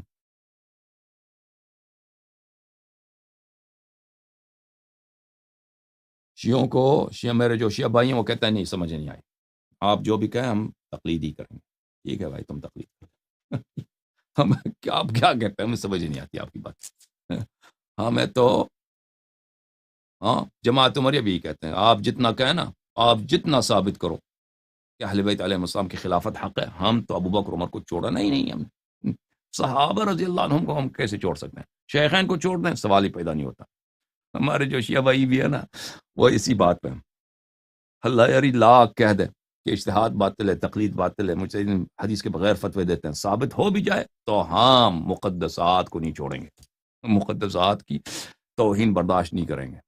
ہم نے تقلید کو، مراجع نے کیا کیا؟ مراجع نے داعش کو شکست دیا، معاویہ نے روم کو شکست دیا. استدلال وہی ہے نہیں ہے؟ تو بھائی ہاں بھائی ہے کہ نہیں؟ صحیح کہہ رہے ہیں یا نہیں کہہ رہے؟ ہمارے جو بھائی ہیں وہ کہتا ہے نہیں آپ کی بات غلط ہے، مراجع صحیح ہیں، صحابہ صحیح ہیں، ٹھیک ہے بھائی تم صحابہ کا دامن پکڑ لینا۔ اللہم صلی علی محمد وآل محمد وعجل فرجہم الشریف، اللہم کن لولیک الحجۃ ابن الحسن صلواتک علیہ وعلی آبائہ۔ اب مزید میں بتاؤں گا آگے جا کر آپ کو کہ خمس روایات کیا کہتی ہے، ٹھیک ہے نا، روایات تو آپ سے چھپائے جاتے ہیں، روایات چھپاؤ چھپاؤ، روایات چھپاؤ چھپاؤ، نظریات گڑ گڑ کے شیعوں کو دے دو، اور شیعہ بیچارے شیعوں کو یہ بھی بتاؤ ساتھ کہ آپ کو حدیث نہیں سمجھ آ سکتی اور یہ بھی بتاؤ شیعوں کو جو مراجع کے خلاف بات کرے وہ ایجنٹ ہوتا ہے۔ کال آج نہیں لیں گے بھائی، کال آج میرا کام ہے، ویسے بھی ہمارے جو آپریٹر صاحب ہیں نا وہ آج کل 2 3 4 دن سے ان کی طبیعت جو ہے صحیح نہیں ہے، وہ کسی کال میں لانے سے وہ انکار کر رہے ہیں کال ہو بھی تو وہ کہتے ہیں کال نہیں ہے، تو کیا کریں؟ جب آپریٹر ایسا ہے نا آپریٹر آپریٹر نہیں کہ فلٹر کہتے ہیں اس کو، فلٹر مین، آپریٹر نہیں فلٹر مین، وہ فلٹر کیا آج کل سینسرشپ ہے کالوں کی، تو کال نہیں لیں گے بھائی، جب آپریٹر اجازت دیں گے تو لیں گے۔ اللہم صلی علی محمد وآل محمد، اللہم کن لولیک الحجۃ ابن الحسن صلواتک علیہ وعلی آبائہ فی هذه الساعة وفی کل ساعة ولیا وحافظا وقائدا وناصرا۔ اب بیٹھ کے اپنی مذہب پہ رو لو شیعو، اب بیٹھ کے اس مظلومیت پہ رو لو، تمہارے ساتھ جو فراڈ ہوا ہے نا اس پہ رو لو، کچھ اس پہ کچھ گریا کرو اپنی حالت پر، اپنے قوم کی حالت پر، کہ تم سمجھ رہے، تم ہنس رہے تھے کس پر؟ ابو بکر عمر پہ ہنس رہے تھے نا، اب اپنی حالت پہ رو لینا، کچھ اپنی مظلومیت پہ کچھ رو لینا۔ سمجھ میں آئی نا بات آپ کو؟ تمہارے ساتھ جو تمہارے علماء نے کیا، جن کو تم نائب امام سمجھتے تھے، تمہارے ساتھ جو انہوں نے فراڈ کیا ہے، اور وہی لوگ جو آگے آنے نہیں آتے آگے کہ ہم سے بات کریں، نہیں آتے، دلیل نہیں لے کے آتے، صرف ٹپا لگاتے ہیں دور سے، ایجنٹ ہے، پاگل ہے، گالی دیتا ہے۔ آپ نے میں نے کسی کو گالی دیا آج تک؟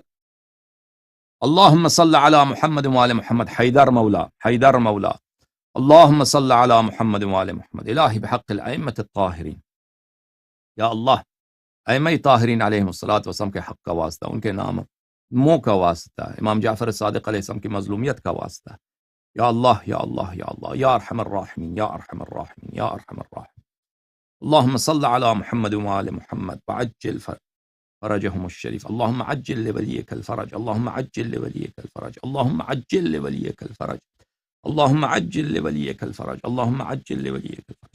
پروردگار ہمارے حجت کے فرج میں تعجیل فرما، پروردگار مولا امام عصر علیہ الصلوۃ والسلام کی تشریف آوری میں تعجیل فرما، پروردگار دین کے احیاء فرما ان کی تشریف آوری کے ساتھ، پروردگار آپ ہمارے ایمان کو کامل کر فرما ان کی تشریف آوری کے ساتھ، ہمارے توبے کو قبول فرما ان کی تشریف آوری کے ساتھ، پروردگارہ ان کی تشریف آوری کے ساتھ ہمارے علم میں اضافہ فرما، ہماری امراض کو شفا عطا فرما، ہماری مشکلات کو حل فرما، پروردگار آل محمد علیہم الصلوۃ والسلام کی شوکت کو، ان کی جمال کو، ان کی شرف کو اہل عالم پر اپنے حجت کے ظہور کے ساتھ ظاہر فرما۔ جو وعدہ تو نے انبیاء علیہم السلام کو دیا ہے، جو وعدہ تو نے رسول اللہ صلی اللہ علیہ وسلم کو دیا ہے، جو وعدہ رسول اللہ صلی اللہ علیہ وسلم نے بی بی فاطمہ الزہرا سلام اللہ علیہا کو دیا ہے کہ ان کی مظلومیت کا انتقام لینے والا، امیر المؤمنین علیہ الصلوۃ والسلام کی تنہائیوں کا انتقام لینے والا، امام حسن مجتبی علیہ الصلوۃ والسلام کی تنہائیوں کا اور مظلومیت کا انتقام لینے والا، اور امام حسین علیہ السلام کے خون کا انتقام لینے والا، حضرت زینب سلام اللہ علیہا کی تنہائیوں کا انتقام لینے والا، ان کی مظلومیت کا انتقام لینے والا، ان کی سینوں کا درد کا شفا دینے والا، تو نے وعدہ دیا تیرا رب، تیرا وعدہ، یا اللہ اپنے وعدے پہ عمل فرما، اپنے وعدے کو جلد از جلد کامل فرما، پروردگار اپنے حجت کے فرج میں تعجیل فرما، ہمارے گناہوں کو بخش دے، جنہوں نے ہمارا ساتھ دیا ہے یا رب اس پروگرام کو کامیاب بنانے میں، جنہوں نے ہیلپ کیا ہے، ڈونیشن کیا ہے، ان کا حاجات روا فرما۔ اللہم صلی علی محمد وآل محمد وعجل فرجہم